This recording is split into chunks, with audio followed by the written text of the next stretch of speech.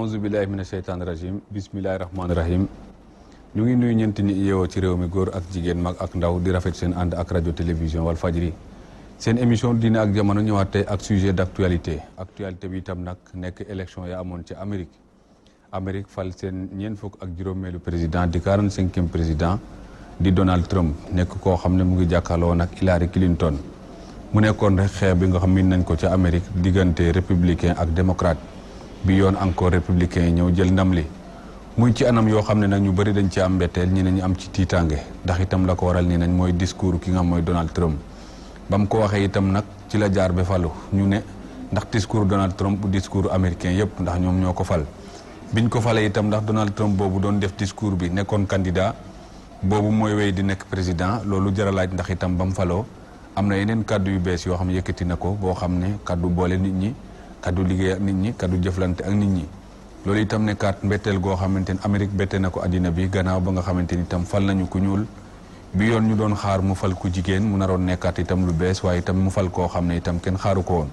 wala boog ñu bëri xaaruñu ko woon ndax itam ci doxalinam ak jëfinam ñu jàpp politique waaye itam nga xam ne discours politique am na nu muy mel waaye itam am na luñ ci attan ak luñ ciy tiit moom mu àggoon ba liñ ciy tiit ndax itam loolu lu mu mën a jëfe la loolu lu jar a laaj la tey jii nag ñu nekk di waxtaane mbir moomu ba xam naka la nit mën a gisee itam doxalin bi nga xamante ne Amérique war na ko amal ci biir àddina si rawatina ak réewu Afrique yi ñu xam ne ci lañ bokk ak doxalin bi nga xam ne Donald Trump war na kaa am te itam mu mën a méngoo wala boog mu wuteeg discours bi nga xam moom la jëlee réew ma tax ñu prier ci ay nit ñoo xamante ne jàpp nañ ci ku ci nekk rek sa teewaay fii lu jaadu la tey jii ngir ginde askan wi ñu ngi fii ak ku ñu wax Louis Gomis professeur d'études américaines la ci université Louis Mendy di professeur d'études américaines fële ca université Cheikh Anta Diop bu Dakar Louis Mendy maa ngi lay nuyu. maa ngi lay fay Ousmane. maa ngi fii ak sama naataango Serigne Saliou Samb di journaliste docteur en sciences politiques Serigne Saliou Samb maa ngi lay nuyu. Ousmane maa ngi lay nuyu. ñu ngi fii ak directeur exécutif Amnesty International nga xam ne kenn dootu ko présenté suñu plateau di Seydi Gassama maa ngi lay nuyu. maa ngi lay nuyu Ousmane di nuyu téléspectateurs yëpp. jërëjëf ñu ngi xaarandi ki nga xamante ni itam mooy Ali Fary Ndiaye moom itam nekk ko am spécialiste la ci wàllu civilisation américaine ñu ngi koy xaarandi ci plateau bi kon mbokk yi ñu ngi rafetlu bu baax a baax seen teewaay fii ci plateau bi di leen gërëm di leen sant kon gannaaw ba Donald Trump faloo fële ca Amérique loolu itam nekk loo xam ne am na ñu ko doon xaar waaye ñu neew itam lay doon parce que ñu bëri dañ jàppoon ne am na lu bëri lu ko daboon ci biir campagne bi bañ jàpp ne war na koo mën a xañ lu bëri naka noonu itam ki nga xam mooy Hillary Clinton sax waaye itam buñ nattee te xayma dañ jàppoon ne boo moytul mën naa gën a wàññi ki nga xam mooy Donald Trump waaye terewul moom moo fëllu bi taxaw ndax loolu itam dafa mën a bokk ci li nga xam ci aada américain la wala ci seen mœurs la Louis Mendy yow mi nga xamante ne jàngalekat nga ci civilisation américaine ak étude américaine naka nga jàngatee victoire Trump bi ndax lu la bett la ni ñenn ci ay seetlukat. maa ngi lay sant Ousmane di nuyu suma naataangoo yi ñu fi toogal tey di nuyu téléspectateurs yëpp. question bi nga laaj lu am solo la mais man bettuma tellement. parce que man bi campagne bi commencé dama commencé analyser les slogans publicitaires les slogans de campagne par exemple Trump dafa bind Make America Great Again Hillary bind Stronger Together alors boo xoolee ñaari slogan yooyu da ngay gis ne slogan bu Trump c'est le slogan qui fait rêver parce que bu waxee Make America Great Again boobu dafa am solo ça veut dire que America de redonner à l'Amérique sa grandeur redonner à l'Amérique sa grandeur donc Amérique dëkk bu mag la woon bu rëy la woon mais daf ko perdre léegi il faut ñu joxaat ko donc loolu ça fait rêver et la politique c'est l'art de faire rêver donc on peut dire que man ci sama gis-gis Trump moo gën a faire rêver américains yi que Hillary Clinton. Stronger Together dafa nekk loo xam ne c'est pas tellement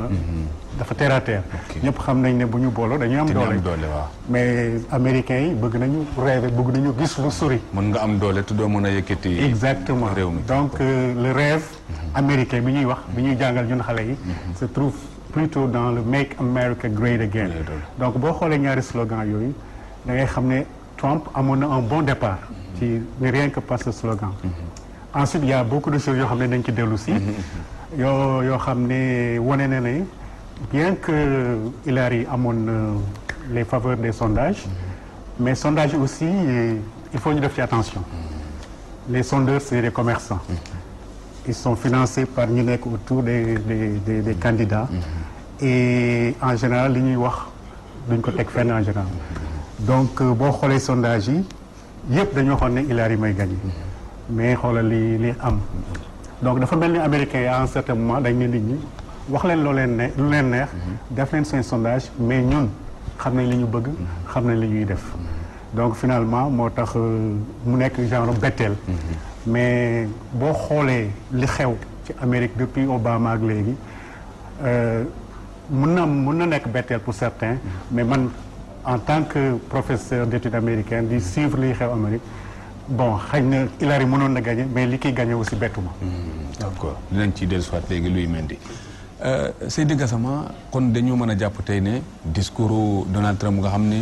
tiital na àddina bi ñenn ñi ne dañ cee amoon lu ñuy tiit ñenn ñi ne def de amoon loo xam ne lu ñu jàpp ne ëpp na ñenn ñi ne dafa rëy ci koo xam ne dafa war a jiite réew est-ce que ci loolu mënuñoo jàpp itam ne li mu wax ci kaw xanaa moom la américain yi doon xalaat kon parce que ñoom ñi ko fal derrière Trump donc y avait tout un peuple wala. man damay wax d'abord que élection Trump daf ma bett trop. daf ma bett te bett na yu bëri analyse yu bëri daf leen bett parce que d'abord c'est vrai que slogan bi Make America Great Again slogan boo xam ne ça fait rêver waaye dañu war a seet démocratie bi ñuy jëli pouvoir bi fan lañu jëli Amérique au moment bi mu ñëwee pouvoir en 2008 crise économique mu amoon dans toute l'Europe te crise boobu États-Unis la juróom la crise des subprimes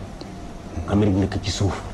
nekk ci guerre Irak nekk ci guerre Afghanistan nekk fu nekk ay guerre économie bi yëpp yàqu banque yi di tëj l'industrie automobile dans le Michigan yëpp yàqu na Obama ñëw jël ay mesures yu courageuses yoo xam ne dama ko mën a méngale rek ak li Roosevelt fekke woon pendant la grande crise ay mesures yu courageuses génn banques yi ci crise bi redresser l'industrie automobile loolu moo tax d'ailleurs soo seetee en 2012 mais état yu mel ne ay Michigan ay Ohio mais dañ ko voté massivement pour que mu falu les swing states état yi nga xam ne dañuy changer parce que tamit États-Unis loolu la c'est pas le suffrage direct comme direct voilà donc mun nga am le populaire vote le suffrage populaire mais au niveau national mais doo falu Al Gore amoon na ko fii mais Bush moo falu les grands électeurs donc je crois que démocrate dañ jël Amérique dañ ko jëli foo xam ne dafa suuxoon Bush dafa bay Amérique ci suuf ñoom ñu jógal ko man nag li ma doon yaakaar mooy Clinton dividende Obama parce que Obama il est toujours très populaire aux États-Unis que dina mën a tabax ci loolu pour mën a am un deuxième mandat et d'ailleurs aujourd'hui aux États-Unis le taux de chômage c'est moins de 5% à part Allemagne benn dëkk am ko Europe kon l'économie marche mais il y a quand même des poches de chômage soo jëlee des États comme l'Ohio et tout ça il y a beaucoup de chômage parce que bon am na accord yoo xam ne yenn yi Bush moo leen négocié woon comme ALENA te accord yooyu tax na ba emploi yu bëri industriel yu bëri dem en Chine dem au Mexique et cetera donc je crois que discours bu bees boobu moom parce que nit koo xam ne dafa ñàkk liggéeyam lépp loo xam ne bépp discours boo xam ne mën na ko jox yaakaar ne dina amaat liggéey mais discours boobu lay déglu dootul seet leneen ndax soo seetee histoire politique États-Unis mën di gën a ma ji xarañ soo seetee am na ay candidats yoo xam ne je me rappelle dans les années 80 benn candidat boo xam ne amoon na faveur du parti démocrate mais benn acte d'infidélité Gary Hart la ñu découvrir rek mais lépp yàqu maanaam les valeurs familiales le mariage la famille la religion c'était vraiment les références soo bëggee nekk un homme politique mais loolu da nga ko war a am mais Trump c'était le contre-modèle il en est je crois son troisième mariage violé na fi ay jigéen te loolu du ay tuumal rek moom sax ay waxam ay waxu ñaaw la ci jigéen ñi ay waxu ñaaw la yëkkati teg ko ci musulman yi nee na sax moom su toogee daa arrêté l'immigration musulmane te loolu delul gannaaw parce que y a un de ses conseils bi ko wax bi ko répété mu ne on va certainement bloquer l'immigration musulmane ba ñu seet naka la terrorisme bi di évoluer kon mu ngi stigmatiser tout le monde musulman y compris le Sénégal parce que fii aussi on est 90% de musulmans hein mu ngi stigmatiser latino yi daan naa tabax miir ak Mexique mais latino yi tey yoo xam nga États-Unis bu baax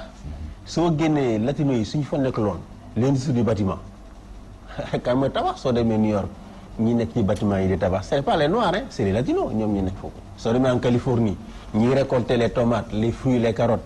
c'est les latinos. peut-être dafa jàpp ne seen vote. pesé wu lu tax mu vraiment risque man dama yaakaar ne li mu wax. nee na day changer Washington. waaw Washington moo koy changer.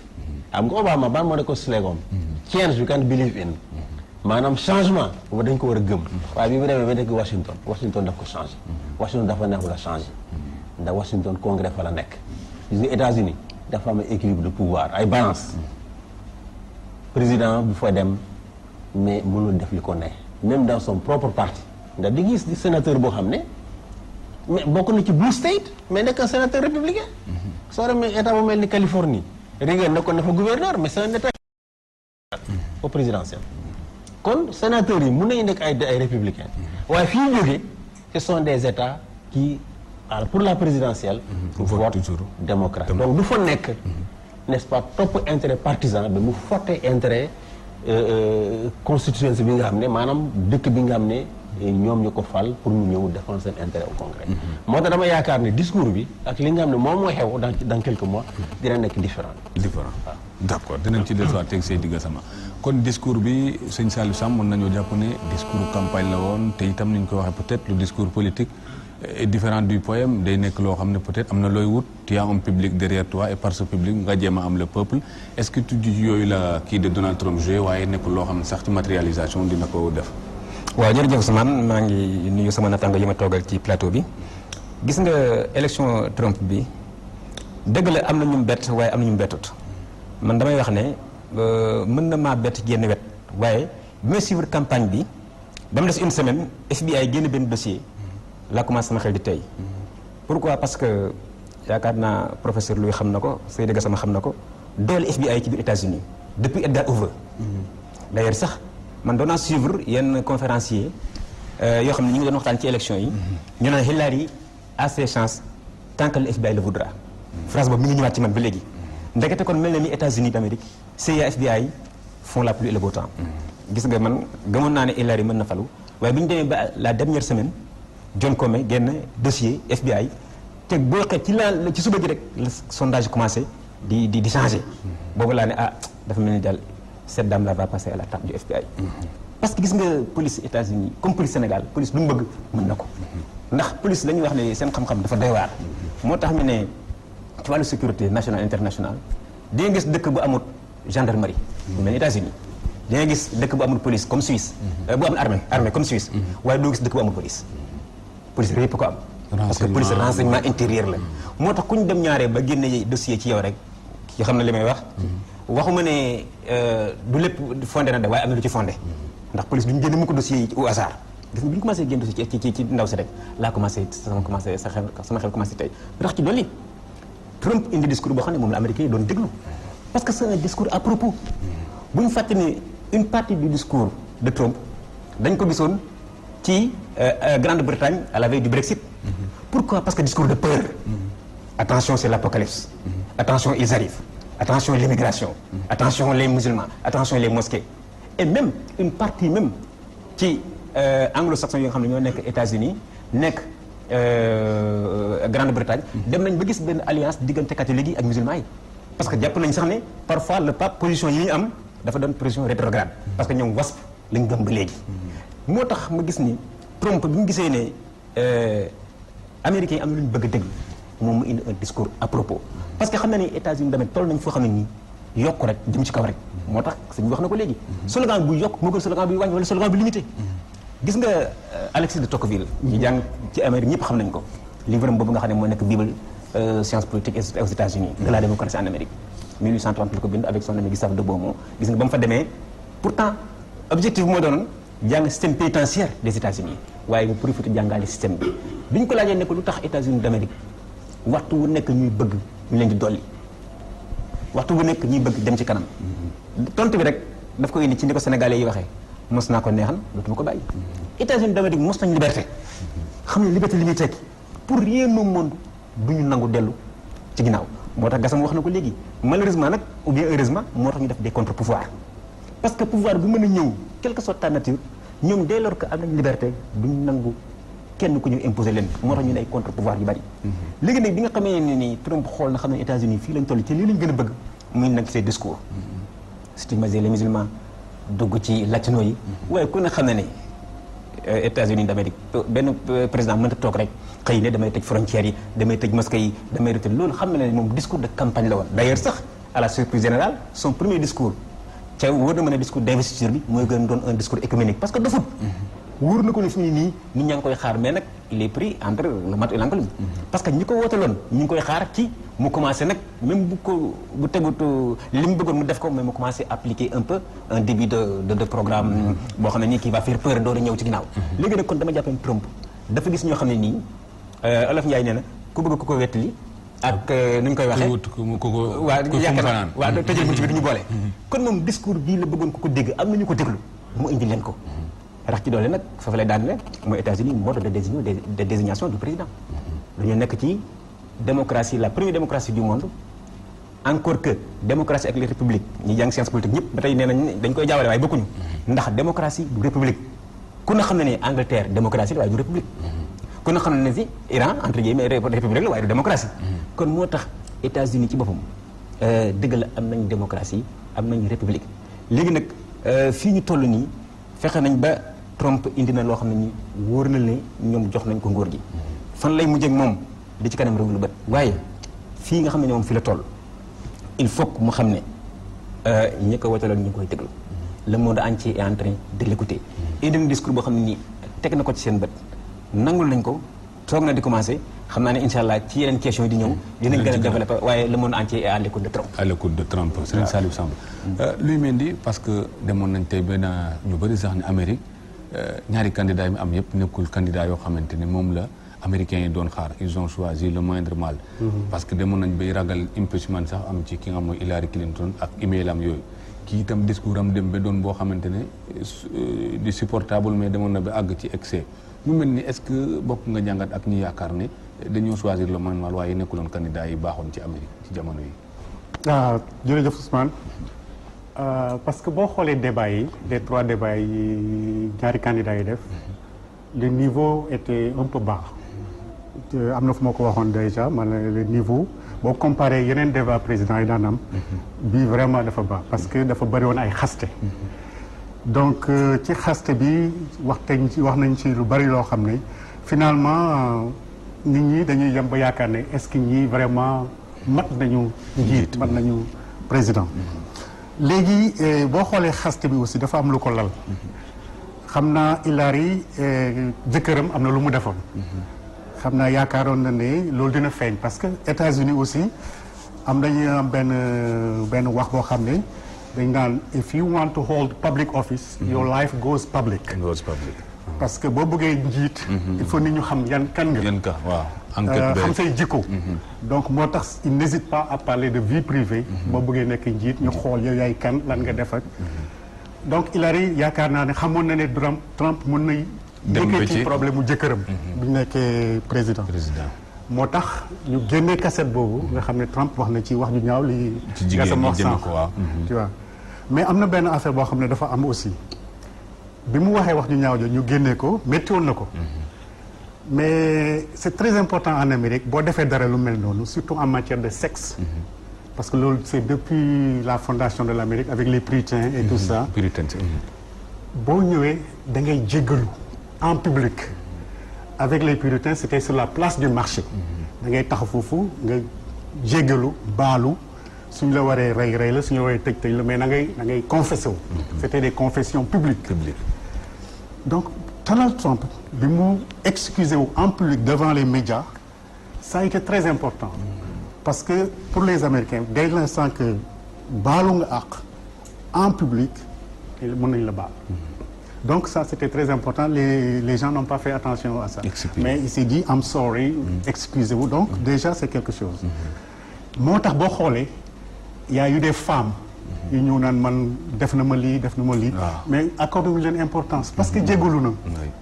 ñu demoon sax dikkaat ci moom encore par la suite voilà jégalu na jeex na ensuite aussi boo xoolee y a un problème aussi avec Hillary. jigéen la. Il y a ce qu'on appelle les WASP kii wax na ko léegi. boo xoolee cet héritage puritain cet héritage ce relent de puritanisme jigéen dafa war a nekk ci ginnaaw góor jigéen warul jiitu d'ailleurs boo xoolee ci puritain yi parce que dama koy jàngale jigéen bu amoon ñenn xam-xam yi bu nga jiite dañ naan dafa dugg seytaane ko dugg accusé ko de sorcellerie daal di ko rey liquidé ko donc jigéen toujours dafa war a nekk ci ginnaaw góor moo war a jiite donc et puis Amérique am na toujours ñu gëm loolu mooy les WASP là les white anglo-saxon protestant ñu hérité ci affaire boobu bu léegi ñu ngi koy dund donc c'est certainement ces gens là ñi nga xam ne ñoo gën a voter Trump am nañ ci ñàkkul ñoo xam ne ñu ngi gëm affaire boobu bu léegi donc boo xoolee ñaari candidats yi ku ci nekk am nga say point fort et faible point fort yi bon kii dafa liggéey ak Obama comme ni ko sama naataango waxee léegi am expérience am na lu mu def am na expérience politique am na lu bëri lu mu def ci réew ma mais malheureusement comme jigéen la te Amérique ñu ci bëri ils ne sont pas encore prêts pour am présidente bu jigéen donc loolu aussi ça a joué Trump def na ay tooxi duna mais aussi am na benn affaire bu mu aspect bu ci nekk c'est quelqu'un qui a réussi en économie c'est quelqu'un un self-made man de 1 million de dollars il est devenu des milliards de dollars donc kooku aussi liggéeykat lañ nañ xam ne kii liggéeykat la exactement donc am nañ ci yaakaar ne gérer entreprise du gérer réew bokkul d'accord mais mun nañ am yaakaar ci moom ne comme il a réussi en affaires il a pu gérer des choses de 1 million il est devenu des multimilliardaires mun na am mu dimbale yëkkati réew mi yeggali ko foo xam ne ñoom ñëpp dañ ci mën a profiter am liggéey am sécurité liñ doon tiit yëpp voilà dinaa dellu si ci yeneen aspect après incha allah Seydi Gassama parce que itam xëy junj na ko di lui Mendy mooy derrière Trump aussi y aura tout un système américain boo xamante ni itam loo du loo bëgg a def ko du loo yaakaar rek mën ko def waaye dafa am fu muy jaar yow tudd nga léegi congrès bi ak ni ñuy tegee seen veto ci lu bëri mais li nga doon wax sax ci Obama bilan di ko gën a gàllankoor bokk na ci réforme yi introduire woon presque dañoo am ay gàllankoor est-ce que ko boobu aussi mën nañu xaar tey ku mel ni Trump tey day tegu ci raay bi dem wala boog mën na dem sax buñ dugal ko ci impeachment boo xam ne dañ koy dugal génne ko réew mi comme Watergate ak yu mel noonu ci comportement boobu fekkee taxaw. li ma ko waxee sànq rek man li ma gën a yaakaar mooy Washington dina ko changer moom Obama ne woon na dina changer Washington waaye Washington changé na ko. Washington kenn du ko changer comme ça. parce que li fa nekk du ay politiciens professionnels rek ñi fa nekk ñu ëpp tërum expérience téeméeri yoon soo demee congrès am na ñu fa nekk depuis 20 ans ci biir congrès bi kon congrès contre pouvoir la waaye li fa nekk ci ay lobbyistes tamit bëri na il va certainement créer une administration. biir administration bi ñu fay dugg yëpp ñu bëri ñoo ko ëpp expérience politique bon loolu tax na ñu mën a yaakaar ne am na lu bëri xam ñu ngi koy ragal du ko mën a changer soo jëlee par exemple ay annonces nee na pour que ouvrier yi mun ko voter parce que nit ñi dañ koy fàtte base électorale parti démocrate c'était les ouvriers et la classe moyenne ouvrier yi ñoom ñoo nekkoon base électorale parti démocrate waaye Trump fexe na ba gagné ouvrier yi les blue collar et les middle class gagné seen sympathie ba ñu koy voter parce que dafa leen ne am na ay accords yoo xam ne ñi fi nekkoon dañ ko négocier accords yooyu ñoom ñoo jël employé fii yóbbu ko Mexique yóbbu ko Chine yóbbu ko Corée dinaa xoolaat accords yooyu mais accord bu mel ni ALENA l'accord de libre-échange nord-américain au NAFTA mais accord boobu mais pour nga dellu ci accord boobu mais ça prendra des années kon accord boobu moom pendant la durée de son mandat su dee def ci bëgg génne mais processus bi mën na jël plus de 4 ans pour mu génne ci kon loolu foofu marge de manœuvre bi mu am dafa tuuti am na beneen accord bu am ak état européen yi mais l'Europe c'est un très grand marché États-Unis tey en matière de aéronautique ak yeneen domaines yoo xam ne ay domaines de haute technologie mënul ñàkk marché européen donc il va être obligé de négocier avec l'Europe soo jëlee lu mel ni AGOA parce que loolu moo ñu intéressé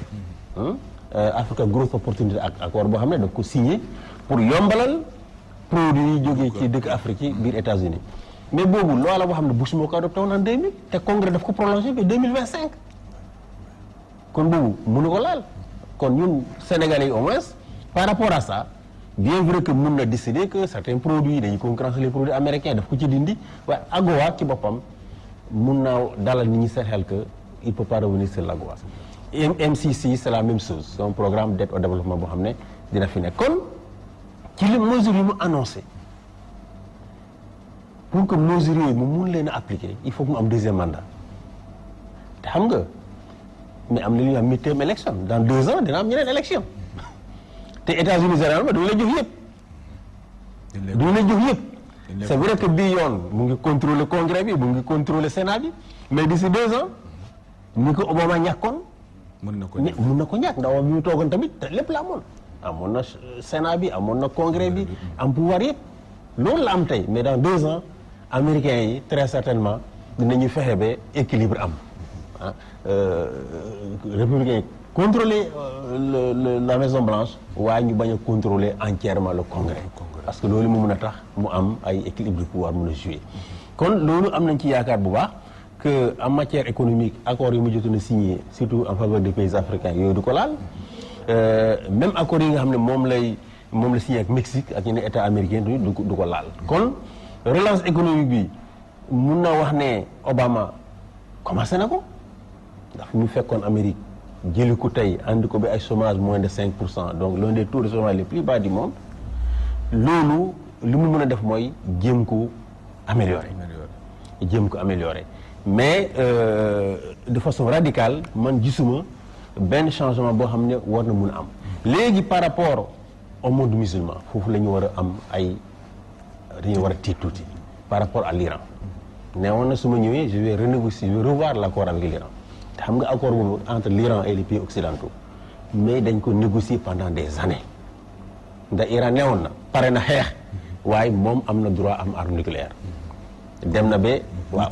kon su ñëwee tey ne dafay xoolaat accord boobu loolu mooy le bras de fer avec l'Iran va encore commencer. ñu xam ci républicains yi souvent. nee na tamit moom Poutine xaritam la dina am ay relation yu baax Poutine waaye ku am relation yu baax Poutine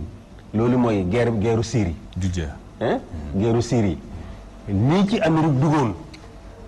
jàppale Arabie Saoudite ak Qatar ak ñi ñuy jàppale xëy na dinañu xaw a dellu gannaaw. or Arabie Saoudite ak Qatar ay alliés historiques aux États-Unis la. l'Amérique ne peut pas se passer de ces pays-là. non seulement seen approvisionnement pétrolier ci dëkk yooyu lay génne waaye tamit en matière de placement de capitaux su dee Arabie Saoudite ak dëkk naar yi jël seen capitaux yi États-Unis su dee Chinois yi jël seen capitaux États-Unis économie day daanu kon foofu tamit sur le plan géopolitique mun naa wax ne il y aura pas de grand bouleversement il pourra certainement créer des problèmes à l'Iran ça fera l'affaire d'Israël waaye xalaatuma ne dina mun a revenir ci accord boobu parce que du États-Unis rek moo ko négocié woon France bokkoon na ci États-Unis bokkoon na ci OTAN bokkoon na ci kon mënul moom rek de façon unilatérale décider que accord boobu amatul daf ko war a négocier. Seydi Gassama dañ ci dellusiwaat léegi Serigne Saliou Samb discours va-t-en guerre boobu nga xam ne Seydi Gassama souligné na ko ñu xam ne tradition guerrière yi aussi nga xam ne républicain yi nañ ko am léeg-léeg di redéployer avec des armes partout dans le monde te kii itam annoncé les couleurs déjà est-ce que nekk na lu mën a dugg en application ba war a tiital Moyen-Orient ak ñi nga xam ñooy réewu arab yi wala musulmans yi d'une manière générale. waaw Ousmane dinaa ñëw ci Moyen-Orient bi mais dafa ma doon wax léegi rek xaw ko dagg ma complété ko en quelques secondes. mooy gis nga défaitu Hillary bi bu ñu fàtte ne en partie c'est dû au système électoral. parce que foofu gis nga. mode de décision maa ngi gis ñu ci débat ñu bëri waaye am na ñoo xam ne xam na professeur bu fekkoonte ne ci beneen plateau la nekk wala mu gën a am temps dinañ ko gën a expliquer. parce que bari na tey y compris des spécialistes ñoo xam ne xamuñu en réalité mode de désignation des élections du président. nga xam ne grands électeurs yi ñooy décider. loolu moo tax wax nañ ko léegi Al Gore en 2000 amoon na plus de voix. ca teewut bu suma jàll. te fi may wax dafa mel ni ki nee nañ Hillary aussi am na plus de voix. kon vote populaire bi nit ñi moom la ñu woteel. waaye nag comme élection bi élection indirecte la. dafa mel ni ki kon grands électeurs yi ñoo fexe ba kële ñu fal ko. comme suñu système municipal local bi fii ni muy demee voilà. loolu xam naa ne il faut que nit ñi sóoraale ko ci. ak itam teg ne sondage yi xam naa dinañ ci ñëw peut-être. presse bi waaw xam nga fi nii sondage d'accompagnement dafa am léegi. wax na ko léegi tey dañu préparer une opinion pour ne c'est la première fois nag ils vont élire un président une présidente. parce que ñoom ci seen salon yu feutré am seen i climatiseur ak seen i boisson dañoo toog rek def seen i leen neex. na l'Amérique est le premier pays occidental à élire un noir il sera le premier à élire une femme et sera peut-être le premier à élire un musulman. ñoom nee nañu ni Grande-Bretagne wala États-Unis yooyu processus yi entamé nañ ko. ñoom ñooy ñi nga xam ne ci dans les pays occidentaux ñoo mën a élire un noir élire jigéen élire un musulman. te Grande-Bretagne lancé na couleur avec le maire là qui est d'origine afghane. waaw mais nag malheureusement. c'est en ce moment-là qu'on assiste au processus de démondialisation. parce que mondialisation ñi ko porté mooy anglo-saxon yi. ci am ñaari actes yoo xam ne posé nañu ko en l'espace de quelques mois yoo xam ne nii ñi jàng wàllu science politique relations internationales nee nañ loolu démondialisation benn bi mooy Brexit. Angleterre Grande-Bretagne Europe kat bëggatuñ kon ñoom ñi ngi génn c'est pourtant Londres c'est la capitale de la mondialisation. la City. tey jii Amérique bu mu demee ba ci biir mu élire ku mel ni Trump mu bëgg a commencer di remettre en question beaucoup de kii yoo xam ne kon dafa mel ni mondialisation bi ñu doon wax boobu ba léegi dañ ciy bëgg a génn. beneen question la est-ce qu'en réalité sax mondialisation mës na am kooku te beneen débat la. waaye ñëw ci Moyen-Orient. ñun amul lu ñu proposé. Afrique par exemple effectivement gis nga Moyen-Orient effectivement lu sensible la. moo tax démb maa ngi wax benn waaye ne ko président Macky Sall félicité na Donald Trump. mais waroon naa gën a tey ba ci kanam. pour ñaar benn bi mooy Sénégal ku ne xam ne fan la teg al-Quds la Palestine. te Trump ci biir débat ak discours am. nee na bu ñu ko élire dana reconnaître Jérusalem. capitale indivisible de l'État d'Israël. te loolu Macky Sall xam na ko. ñaareel bi mooy ku ne xam ne Trump mës naa wax benn bis ne man bu ma faloo wala bu ma amee doole dinaa financer ñu rapatrier Sénégalais yi. parce que ñoom dañuy nekk ci réew yi dañuy amerde. te ak mosquée yi. ak mosquée yi waaw. kon koo xam ne taxaw na wax lii ci Jérusalem wax ko ci al-Quds wax ko ci musulman yi wax ko ci Sénégal yi. moo tax ma ne Macky Sall war naa xaw a teey mais nag bon diplomatie oblige relation internationale oblige il faut que mu féliciter ko loolu moom duñ ko ko enveloppé mais damay attirer attention rek ci mu xam ne il a devant lui un interlocuteur parce que kii Hollande nee na le monde est plongé dans l'incertitude am ñu ne dañuy mandoogum ci mbir mi waaw wala boog même bi nga ko féliciter mu diplomatiquement parlant moo ne waaye nag mun na xam ne nag dafa war a rassembler waaye nag na xam ne par exemple état Palestine mënta xaar il faut que mu doon un état indépendant à côté d'un état Israël pour ñu mën a am jàmm. parce que avancement amoon na ci bu baax. voilà parce que c'était l'occasion nag. dañ koy féliciter nga rappeler ko nag à l'ordre. parce que Hollande def na ko diplomatiquement am na ñenn ñoo xam ne def nañ ko diplomatiquement. am na ñoo xam ne ba léegi nag ñu ngi ne teg di xaar. foofu laay glissé gis nga ñëw ci Moyen-Orient. parce que gis nga émergence Al-Qaïda émergence état islamique li ko waral lépp mooy Moyen-Orient. ak injustice bi nga xam ne nekk na ci wàllu diggante Palestine ak israéliens yi rawatina fi mu ne nii bi nga xam ne dem nañ ba ne ñoom accord nucléaire yi ak Iran dañ koy remettre en question gis nga discours bi Trump di tenir Seydi Gassama xam na ko professeur Louis xam na ko maanaam c'est le même discours que bi Clinton di dem ba Bush di ñëw ñu bëgg a exécuter programme boo xam ne Bush père moo ko préparé woon xam nga guerru Irak beeg Afghanistan programme la boo xam ne nii Bush père moo ko defoon léegi nag pour exécuter ko mënu koo exécuter moom intermédiaire de Clinton léegi nag bi Bush fils ñëwee nag daa sa location ndax Trump li muy wax nii mais c'est le même discours de PNAC PNC xaw ma projet foofu néew centre américain xam ne sama anglais soriwul professeur xam ne li may wax ñoom projet bu ñu teg la pour ne nouveau siècle bi siècle américain la Trump moo tax ma ne contrairement à ce que les gens disent Trump ngeen baal ma ci baat c'est pas un idiot c'est pas quelqu'un qui descend un ovni Trump dafa xool ni naa am l'américain yi bëgg nañoo wax nangam sentiment yi la jëm exprimer sentiment boo xam ne léegi fi nii nee nañ comme intermède Obama c'était la catastrophe ñu ngi koy wax am na ñoo xam ne nii professeur wax na ko léegi bi ñu élire Obama ba léegi mais dañu am naqar ñu musuñoo toléré ñu élire noir à la Maison Blanche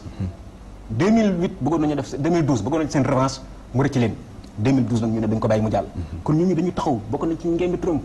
nekkoon nag c'est l'occasion pour slogan yi ñu ngi ko waxee léegi pour redonner à l'Amérique sa grandeur parce que fi mu ne Amérique quoi qu'on dise dëgg la mooy première puissance waaye fu bari dañu ko fay talonné ndax am na projection yoo xam ne nañ fekk 2050 dootu nekk première puissance économique fi mu ne Amérique Syrie bëgg faa def li ko neex ndax Poutine mi ngi taxaw ak fu bari ci àddina bi léeg-léeg bu taxawee ñu ne ko du fi amee Amérique di xaw a hésité mais li koy dellu ginnaaw Trump loolu la bëgg a dindi moo tax ba mu ko bëggee dindi dafa wax ñoo xam ne moom lañu bëgg a déglu te nag bokk na ci champ d'action mi nga xam ne jàpp na ne fa la sphère fa la puissance bi war a gën a mën a tàllalu mooy Moyen-Orient Moyen-Orient nag comme ni ko waxee am na alliés yoo xam ne mooy Arabie Saoudite ak Qatar waaye nag Arabie Saoudite seen alliance ak États-Unis moo leen jural Ben Laden foofu jural leen Al-Qaïda jural tey état islamique ak golfe bi mu contrôlé moo tax ma xam ne fii nii te ku ne xam ne nii waxuma dès qu'elle commencera à joindre à la parole bu commencé fipp rek ayatollah yi nekk Téhéran xam nga leen. commencé ñu tax na waxoon nañ leen ko. léegi nag comme demee nii ils vont reprendre. ñu def Iran les gendarmes du Golfe. te Yémen a ngi noonu. léegi nag li ñu nar a assister mooy. Moyen-Orient a commencé problème. ñu remettre en cause statut Jérusalem Est. intifada commencé ti. iranien yi nga xam ne ñoo ne woon kii tey day fi mu nii. Iran nee nañ ki fa gën a am popularité mooy Mahmoud Ahmadinejad. ancien président. nee nañ buy def meeting mais da ngay jommi. day fees del parce que néew na leen li ma leen waxoon gëmu leen ko waaye Amérique ngi nii. il a fait face. day fi mu nii am na occasion ne leen li ma leen waxoon. ñun ñi ngi bëgg jàmm nañ Trump nee nañ fi mu nii liñ si ñëw lépp dañ ko dégg ayatollah li ñuy def mooy reconnaître wala seen erreur ne nañ commencé kat enrichir uranium pour bombe atomique bu ko defee nag mooy ne raa nekk li mës a nekk mooy poudrière waaye nag ñu jàpp rek ne comme ni ko professeur waxee léegi am na ay contre pouvoir yu fa nekk ci itam monde bi nekkatul monde boo xam ne da ngay xëy def li la neex parce que internet ñu ngi fi information direct te biir Amérique sax am na fi ñoo xam ne nii démb ci guddi gi dañ doon manifester naan on s'est trompé du suñu président kon dama yaakaar ne am na ay contre pouvoir yoo xam ne nii ñu nga fa doy na ci biir Amérique ak ci biti Amérique yoo xam ne dañu bàyyi Trump mu ngi continuer def et derrière de tout petit pays il y a toujours une puissance boo xam ne dina tax toujours mu nekk dissuasion Louis Mendy parce que bi ñu bëggee comme ni ñu ko waxee ñoom ñu souligner ko Trump dafa mel ni xamoon na li koy xaar xamoon na fi mu jëm bu baax am na aussi ñoo xamante dañ ko doon préparé te ci loolu dañ gis ne sax bañ yëngalee élection yi ba léegi ñuy reyee noir yi foofu dafa bëri woon ba mu mel ni xaw na tilimal tuuti bilan Barack Obama nga xam ne teere woon nañ vraiment mu assister minorité yooyu surtout afro américain yooyu est-ce que yooyu yëpp bokkul ci li nga xamante ne déterminant na ci élection Trump. waaw merci Ousmane li nga wax c'est dëgg la parce que boo xoolee je pense que Samb wax na ko léegi Obama dafa décevoir ñu bëri surtout les Afro-Américains parce que comme président noir nit ñi yaakaaroon nañ ne seen dund dina gën a tane wala seen problème dina gën a nañu am solution malheureusement bi mu ñëwee bon comme ni ko kii wax Gassama waxee léegi le président américain c'est pas quelqu'un qui peut faire tout ce qu'il veut je dis maa ko doon wax keroog samay étudiants yi man le président américain n'est pas un président africain donc il y a des contre-pouvoirs il y a des choses yoo xam ne même bu ko bëggee def du am peut-être parfois par les moyens de le faire donc il y a eu une déception ci côté boobu ensuite yéen ñëpp xam ngeen li xew ak noirs yi il y a eu beaucoup plus de crimes contre les noirs avec Obama qu'avec Bush par exemple et ensuite même pour ce qui est de l'Afrique Gassama wax na ko léegi avec les accords mais certains spécialistes ñu ngi naan Bush peut-être a fait plus pour l'Afrique que Obama donc loolu yëpp dafa jouer donc et puis comme ni ko Sam waxee léegi Amérique avec Obama dafa mel ni nekkatul au top parce que ñoom Amérique soo leen fàttali ko campagne Reagan c'est un peu la campagne de Trump redonner à l'Amérique son pesant d'or et puis redorer son blason je me rappelle Reagan dafa doon wax City upon a hill ça c'est depuis la création de l'Amérique l'Amérique a été donnée aux puritains par Dieu donc elle doit être au-dessus de tout donc cette cité sur la colline là Reagan ci la appuyé woon ba nga xam ne il a pu battre Carter sans problème donc Trump aussi bi mu ñëwee nee na Amérique comme ni mu ko waxee nekkatul au top parce que ñun ñoo nekkoon au-dessus léegi am na ñu ñuy diir mbagg par exemple ay Syrie yooyu et puis Obama def na benn foofu bi muy wax ak Iran mu leen ça c'est la ligne rouge avec les armes chimiques boo leen ko rombee ñu dinañ yëngatu mais biñ ko kii qu'est-ce qu'il a fait dara donc ñu ngi naan am na pays ñuy diir mbagg donc il est temps que ñu jëlaat suñu position de première puissance foo xam ne ku ñu xool wala bu ñu sëqatee nit ñi xam lan lañ bëgg a wax donc les Américains avaient soif de ça après 8 ans ñu ne daal il est temps ñu nekkaat la grande Amérique qu'on connaissait kii wax na sànq lu important aussi y a pas de crainte man bon ñi li ñuy tiit naan ça va il y aura des problèmes non parce que bien que Trump mooy président mais il a des contre-pouvoirs même dans son parti yenn yi bu ko buggee def dañ ko bàyyi mu def. lu ko mën a génnee sax ci nguur. exactement parce que am na mu koy defee itam. voilà parce que congrès bi am na ñu ko dàq a jàng fuuf. ñu ko gën a xam Amérique ko gën a xam nguur la fa nekk donc dinañ ko cadrer nañ fexe ba nga xam ne du def yenn erreur yu catastrophique yi man awma ci tiitaanga ci côté boobu. amuñu xam yaakaar naa ne daal il a eu un discours va-t-en-guerre un discours de campagne mais c'est la campagne. C'était pour attirer les indécis ñi nga xam ne amuñu woon habitude voter parce que les démocrates ont toujours voté démocrate les républicains votent mais il y a une grande partie boo xam ne daawuñu voter ñooñu mooy ñi ma la wax sànq rek mooy ñi nga xam ne les descendants les conservateurs yooyu et ils ont vu en Trump la possibilité de redonner à l'Amérique sa position, sa grandeur. Donc ils ont voté en masse. Donc le grand point positif de cette élection, c'est de faire voter beaucoup de gens. En 2012, il n'y avait pas autant de votants. Donc bi yoon ñu bëri voté nañ parce qu'ils se sont dit voilà la possibilité qu'on a de redonner à l'Amérique sa grandeur. Donc mais quand même qu'on s'inquiète pas. Je pense que Trump il a beau avoir ce discours-là mais quand même dinañ ko wax dëgg dinañ ko woon xam ne état du sa kër même sa kër sax mënoo def lu neex sa jabara nga fa say dooma nga fa ne am loo xam ne boo ko bëggee def ñu ne la papa bul def lii donc je pense que côté boobu dinañ ko tempérer ba nga xam ne catastrophe daal du am naa ci yaakaar bu baax luy mel dinañ ci dellusiwaat léegi see digg sama ci élection bi lu bëri lañ ci mën a jàngat rawatina nag pour Afrique parce que itam dirigeant yoo xamante ne itam à chaque fois parce que boo seetee Obama ni nañu li nga xamante ne mooy Oussama Ben Laden ak prison Guantanamo bi ñu tëj yooyu yëpp bokkoon na ci nga annoncé woon na ko ba mu falaat ko may ko deuxième mandat kii itam am na programme bu mu lal boo xam na ne mu ngi sax ci xolu américain yi ba mu may ko mandat mu mel ni kon Amérique ñoom pare nañoo fal ku nekk bu fekkee rek intérêt réew mi ñor na la wala l'intérêt général moo la ñor waaye nekkul loo xam ne ay dynastie la wala nit ñoo xamante ne coloré moo leen di boole ci politique. waaw xam nga wax nga sànq lu am solo loo xam ne day wone contre pouvoir yi nekk Amérique Obama bi ñu koy falee bokk na ci annonce yu gën a rëy yu ñu def mooy dina tëj Guantanamo waaye bi mu faloo amul pexe bu mu deful pour tëj Guantanamo waaye congrès moo ko bloqué dañ ko ne soo ko tëjee mais ñi fa nekk mënuñ ñëw aux États-Unis mënoo leen andi États-Unis te séddale na ko addina bi waaw mujj bi lan la mujj def négocier ay état comme ay Sénégal pour ñu accueillir leen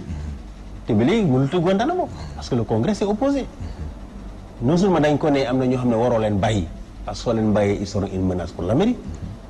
waaye am na ñoo xam ne mën nga leen bàyyi waaye duñ ñëw États-Unis te yow mënoo leen dellu sa réew parce que ñu demee sa réew day leen di rey loolu moo andi yeneen négociation ak Sénégal bi Sénégal dañ koy accueillir ay détenus de Guantanamo donc c'est un pays boo xam ne gis nga Macky Sall moo gën a puissant président États-Unis Amérique ci kaw bëgg def ko ne moo gën a puissant président États-Unis kon loolu vraiment lu am solo la leneen li nga xam ne daf ñu xaw a tiital tuuti mooy moom wax na ko discours bu mu amee c'est discours isolationniste suñu ko muy résumé dañuy wax ne l'Amérique d'abord waaw dinaa fexe bi emploi yi dem ma delloo leen waaw man ki may admiré muy Poutine am na ñu noonu sax Poutine daf ko jàppale ci élection yi Poutine lay admiré la ligne rouge va revenir c'est ça Moscou loolu lu mu signifié mooy rôle bu Amérique doon joué ci wàllu promotion démocratie ci àdduna ci wàllu promotion ak yelleef doomu adama ci àdduna mun nañu ragal ne dinañu dellu gannaaw wax Amérique dafa am obligation Amérique am na responsabilité am nañu kaddu boobu dafa am solo surtout ci réew yu mel ni Afrique pour que démocratie mun fi am waaw ñu ngi dem ci ay élection Congo Kabila xëy na li muy pare def mooy li kële def Gabon rek changer constitution bi toogaat fi ak ñoom Sassou Nguesso au moins Obama daan na yëkkati kàddoom di wax dëgg dirigeant africain yi waaye koo xam ne nee na Poutine lay admirer kooku mënuñu xaar ci moom intérêt yi que mu nekk nit ki nga xam ne dina redresser ci wàllu démocratie ak wàllu droits humains dina mën a jouer rôle bu am solo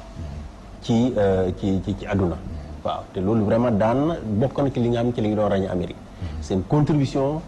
pour état de droit c'est une contribution ci wàllu démocratie ak yelleef doomu aadama ci àdduna kon foofu am nañ ci tiitaange que vraiment rôle boobu mun nañ ko bañ a jouer waaw que li leen di jiite rek mooy doon commerce def commerce ak état africain yi jeex na waaw yeneen intervention yi pour démocratie vraiment dañuy ragal ne mu dellu gannaaw mais nag ni ñu ko waxee Amérique am na lu bëri yoo xam ne moo daf ko seq ak ñu ne réew soo seetee tey bloc bu mel ni bloc européen même si le Grande-Bretagne génn na ci bi léegi bloc bu puissant la te lu bëri Amérique daf ko bokk ak européen yi OTAN sa nee na am na bëgg na wàññi engagement États-Unis par rapport à OTAN ni yow mënoo fi nekk di wax grandeur Amérique doole Amérique ba pare ngay naan obligation nga amoon ci OTAN ak li nga fa amoon ci responsabilité da nga koy wàññi ndax OTAN moom moo permettre États-Unis moom moo ko doon permettre ñu projeté wu ci yeneen théâtre d'opération yi waaw États-Unis moom moo daanaka OTAN création États-Unis la kon tey su demee ba di wax ne bëgg na wàññi seeni contribution ci OTAN mun nañu wax ne loolu contradiction la ak volonté bu mu am pour que Amérique nekkaat ci sur le toit du monde ndax puissance d'abord c'est une puissance militaire. États-Unis toujours c'est une puissance, c'est d'abord une puissance militaire. Waaw la puissance militaire au service de la puissance économique. waaw or gisuma États-Unis di jouer rôle boobu en dehors de l'OTAN. kon foofu tamit mun naa wax ne annonce la boo xam ne daf ko def waaye de façon concrète européen wan nañu ko déjà soo déggee déclaration Allemagne déclaration très peu diplomatique. ministre Allemagne dafa ne c'est une catastrophe. ministre affaires étrangères bu Allemagne première réaction mooy c'est une catastrophe xam nga loolu amul diplomatie. loolu mooy ñoom ñu ngi koy xaar de pied ferme. France ne c'est dans le monde est dans l'incertitude. Voilà ils l'attendent de pied ferme les Européens l'attendent de pied ferme. donc je crois que il ne pourra pas gouverner sans l'appareil du parti démocrate républicain américain. parce que Sénat bi ak Chambre des représentants parti républicain ñoom ñu fa nekk. or les alliés traditionnels des États-Unis ñooñu États-Unis leen mos a bàyyi mukk même moom su ko bëggoon congrès du ko ci may. du ko ci bàyyi. les intérêts stratégiques des États-Unis yooyu du leen bàyyi mukk même su dee bëggoon na ko congrès bi dina ko bloqué ndax mënoo fa def dara su dee amoo autorisation guerre sax mënoo ko déclarer su dee amuloo autorisation congrès pour déclarer guerre. kon mun nañu wax contre pouvoir bu nekk congrès même su dee congrès bi c'est un congrès démocrate républicain. te xam nañu républicains yu bëri jàppale ñu ko woon beaucoup de leaders républicains jàppale ñu ko woon Paul Ryan c'est au dernier moment la annoncé daf ko voter mais ñu bëri ñoom même Bush a annoncé qu'il ne votait pas pour lui kon xam na ne la bataille c'est d'abord de gagner la confiance du parti républicain te confiance boobu duñ ko jox tant que jox leen ay gaz yooyu mooy intérêt aux États-Unis alliés traditionnels États-Unis dëkk yu mel ni Arabie Saoudite yu mel ni ay Qatar yu mel ni Israël waaye tamit l'Europe le monde libre l'OTAN yooyu vraiment du ko laal parce que Amérique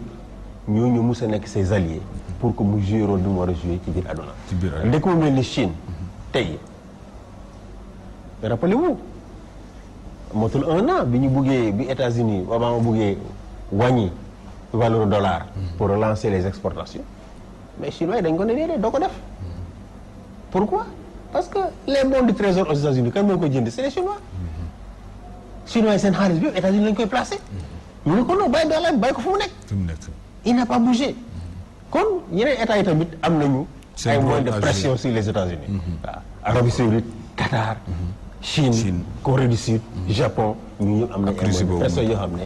mënu ko ignorer parce que réalité la. réalité la ci ñoom Seydi Gassama Serigne Saliou Samb suñu réew yu mel ni Sénégal ci Afrique am na ci ñoo xamante ne ils seront un peu embêtés parce que dina xaw a compliqué bu yàggul ñu ngi fi doon tudd ay accords yoo xamante ne accord de défense yi ñeen ko ak États-Unis muy loo xamante ne aussi président Macky Sall bi mu ñëwee rafetlu palum Trump ba pare na nag dañu consolider relations yi aussi est-ce que loolu boo ko seetee ci réew moo xamante ne peut-être puissance meeram bi nga xam ne à l'époque ay tubaab lañ est-ce que mënuy indi ay yenn rëq-rëq ci wàllu jëflante boo xamante ni itam mën nañ ko gën a yëg sax Amérique. waaw xam nga jëmale jëflante Afrique ak Amérique moom daanaka moom Amérique fi mu teg Afrique soriwut. waaw moom wax dëgg yàlla l'Afrique sur le plan mondial le commerce mondial pèse un peu moins de. 3%. waxuma nag digganteem ak États-Unis kon wax dëgg yàlla États-Unis moom. day ñëw lekk rek demaat. jàpp ma ne Donald Trump. xam na benn capitalu Afrique. gis nga George Bush bi ñu koy fal 2001. spécialiste ne woon nañ George Bush. avant 2001 musul voyage en dehors des États-Unis. bañ ko laajee dañ Afrique du Sud la mos a dégg. si waaw. waaw xamut waaw te mooy loolu. fi mu ne nii am na sondage yoo xam ne boo ko fa defee ci biir Amérique. mais da ngay parfois boo duggee ci YouTube mais da ngay daanu sax. bu ñu leen tuddal benn waaye boo xam ne ba nga dëkk Asie ñu dëkkal ko Afrique. wala benn capital bu nekk fii xamuñu Afrique. te ñun ñu xam ba Utah. ñun ñu xam fi gis nga d'ailleurs pour preuve ñi ngi débattre ci États-Unis ak kii waaye yaakaaruma États-Unis dinañ débattre ci élection Sénégal yi yaakaaruma dinañ ko defee nii bon waaye nag oblige parce que c'est la première puissance. mos naa gis un correspondant étranger mu ne son plus grand mal c'est d'aller couvrir l'élection d'un petit pays, une enclave dans un pays. Ouais. Il est obligé d'y aller mais il sait que personne ne va l'écouter. Personne ne va l'écouter. Merci wax na dëgg ah waaw gis nga parce que suñu relation ak Europe ak États-Unis suñu président yi ñoom ñu ngi déglu rek Amérique ne nangam laa bëgg ñu def ko amul leneen li ci mujj mooy base bi nga xam ne moom la Amérique bëgg fii ba tey xamuñu sax ndax base permanente la base militaire encore que sax bu fekkante ne jox nañ askan wi dëgg seen gëdd accord militaire dañ ko war a yóbbu assemblée nationale ñu càmbar ko jox ko journaliste yi jox ko société civile bi ñëpp xam xool waaye fi mu ne accord yi ba tey fi mu ne nii xamul xew même accord yi français sax kenn xamul lan nga xam ne États-Unis fu ñu dem installé wu fa ce ne sont pas des philanthropes am nañ fa intérêt waaye nag intérêt yooyu ñu fa am tam mën naa jur tuuxi doone parce que tey bu ñëwee installé wu Sénégal ak ci Afrique de l'Ouest ñaar moo tax wala boog ñaar yi bokk na ci yi tax ñu def ko xeexee li ñuy tuddee terrorisme donte sax en partie ñoom ñooy responsable te terrorisme bi am tey ci àddina bi ñaareel bi mooy contrôler approvisionnement en pétrole à travers la ak mën a redéployer facilement dans des zones de conflit en Afrique te loolu ku nga xam ne bu ñu ko defee jihadistes yi nga xam ne noonu la ñu tuddee ak yeneen mouvement terroristes yi ak ñi nga xam ne tamit peut-être ay réactionnaires lañ def la cible ñoom dañ koy def cible comme c'est le Sénégal qui accueille les bases là kon Sénégal allié de l'Amérique la d'ailleurs boo gisee Arabie Saoudite nekkoon ennemi Ben Laden li mu am base Amérique la ak nekk son principal allié ci deuxième guerre golfe moo tax ma jàpp ne malheureusement nekkul ci position bu ñuy bañee fi ñu demee ne il suffit que Trump bu toogee ba ci kanam mu convoqué je dis bien convoqué waxuma recevoir de parce que amul benn président Afrique bu ñu mës a recevoir à la Maison Blanche convoqué li ma gën a métti mooy ñeenti président wala ñett wala juróom ca du dem aéroport teeru leen benn fonctionnaire mooy dem jiite leen indi leen Maison Blanche ñu traversé ay couloir ñu ñëw ñun ñëpp nañu photo woondoo nag ci wetu président ku ci nekk nag naan dent naag moom moo toog ci dëgg bi ñaari président nekk à côté ñeent à côté ñu photo ñu après mu jox leen ku nekk loxo te moom bu fekkee day ñëw dëgg la Sénégal kenn du bougé yaakaar naa Bush mi fii ñëw ak Obama ku ne xam na dëkk bi ni mel ba ca góore historiens yi sax mujjoon nañ mel mu nga xam ne suñu digg roi du Maroc sax fi ñëw di bloqué effectivement kon gis nga diggante Amérique ak Afrique man xaw sama xel xaw na ci tey ndax ni ko sëñ bi waxee léegi Donald Trump dafa doon président boo xam ne na il va mettre un peu un terme à l'interventionnisme fi mu ne Afrique fi mu toll ci ay problème baaxoon nag ci président boo xam ne nii danañ la ragal wala ñu rus la ndax président africain yi nag ñoom fi mu nii ñu président France ak président Amérique lañ ak roi d'Arabie Saoudite lañ gën a fonk ñoom lañ gën a respecté léegi nag au moins gis nga diggante ak Abdoulaye Wade diggante ak yeneen kii daana xaw a RDC bi waaw daan coow mais nag Trump ni ma ko gisee dafa ñëw toog ne def la kii defoon bu ma juumul mooy James Monroe isolationnisme l'Amérique aux Américains l'Europe aux Européens tëju rek waaw tëju wa il a fallu que problème am première guerre mondiale ba deuxième guerre mondiale mu xam ne nekkee mënul Wilson door ñëw avec ses 14 points ne isolation mënatul nekk moo tax ma jàpp ne am na ay pulsions ay facteurs ay faits yoo xam ne dana am ci biir États-Unis ak am ci biir États-Unis yoo xam ne ñooy forcer yenn dynamique yi parce que ñëw rek teg sa discours ne damay isolé wu loolu yomb la waaye am na luy xew biir Amérique am na luy xew Moyen-Orient yuy xew Afrique par exemple 1994 bi génocide amee nga xam ne ébranlé conscience yëpp dañu obligé après opération turquoise am Bill Clinton après ci la obligé ñëw Afrique yëpp gis nga ay dynamique la yoo xam ne nii yaakaaruma ne dinañ toog nag même Corne de l'Afrique reste Europe bari des fois yaakaaruma ne Trump dina toog nag ba xaar ay yenn kii di am di daanu ci kaw waaw di daanu ci kam ndax nañu monde bi dafa gën a ubbeeku nag naam moom isolationniste la waaye nag médias américains ñi ngi déployé fu nekk ci àddina bi société civile bi Peace Corps ñu ngi fi ak ñeneen ak sax défense des droits de l'homme ak professeur ñu mel nii nga xam ne ñoom peut-être même bëgguñu porte tour bi waaye ay lanceurs d'alerte lañ tey bu ñu gisoon la nga xam ne baaxul ci Sénégal baaxul ci Afrique am na fu ñuy jaar yoo xam ne nii parfois du par manque de patriotisme de mais dañoo xam ne bu ñu saisir les puissances étrangères yëngal ci réseaux sociaux yi ñenn jot ci kon danañ ko saafara ñu am nañ fi ñuy jaar ba réveiller conscience américaine yi pour ñu bañ ñu agir moo tax ma yaakaar ne dëgg la c'est un isolationniste xaaruma ci moom lu bari waaye nag ce serait suicidaire que mu bàyyi Afrique parce que Ebola ku ne xam ne obligé na américain ñu réagir parce que malheureusement bu ñu bàyyi woon Ebola continuer mais benn waaye rek mën a jël virus Ebola d'ailleurs yaakaar naa amoon na sax transféré ko Amérique bu ko defee ñoom il faut ñu réagir kon àddina bi toll na foo xam ne nii tëju ci boppam mënutul nekk Trump moo gën a mën a wax lu ko neex waaye ay la ewoon il faut que mu am fu mu teg Afrique ndax nag non seulement Afrique dafa doon continent bu fragile il faut que ñu jàppale ko sinon mu effondré waaye nag ci yenn marché la aussi pour le déployer parce que fekk at yii di ñëw Europe atteint na saturation parce que Europe xam ne léegi nekkul centre du monde est-ce que mos na ko nekk sax réew arab yi ñu ngi kii Chine bon son modèle n'est pas exportable Afrique ku nga xam ne nit ñi il faut que ñu bàyyi ko xel moo tax ma jàpp ne Trump incha allah mu neex mu naqari am na ay forces yoo xam ne ñu ngi ci biir États-Unis ak yu nekk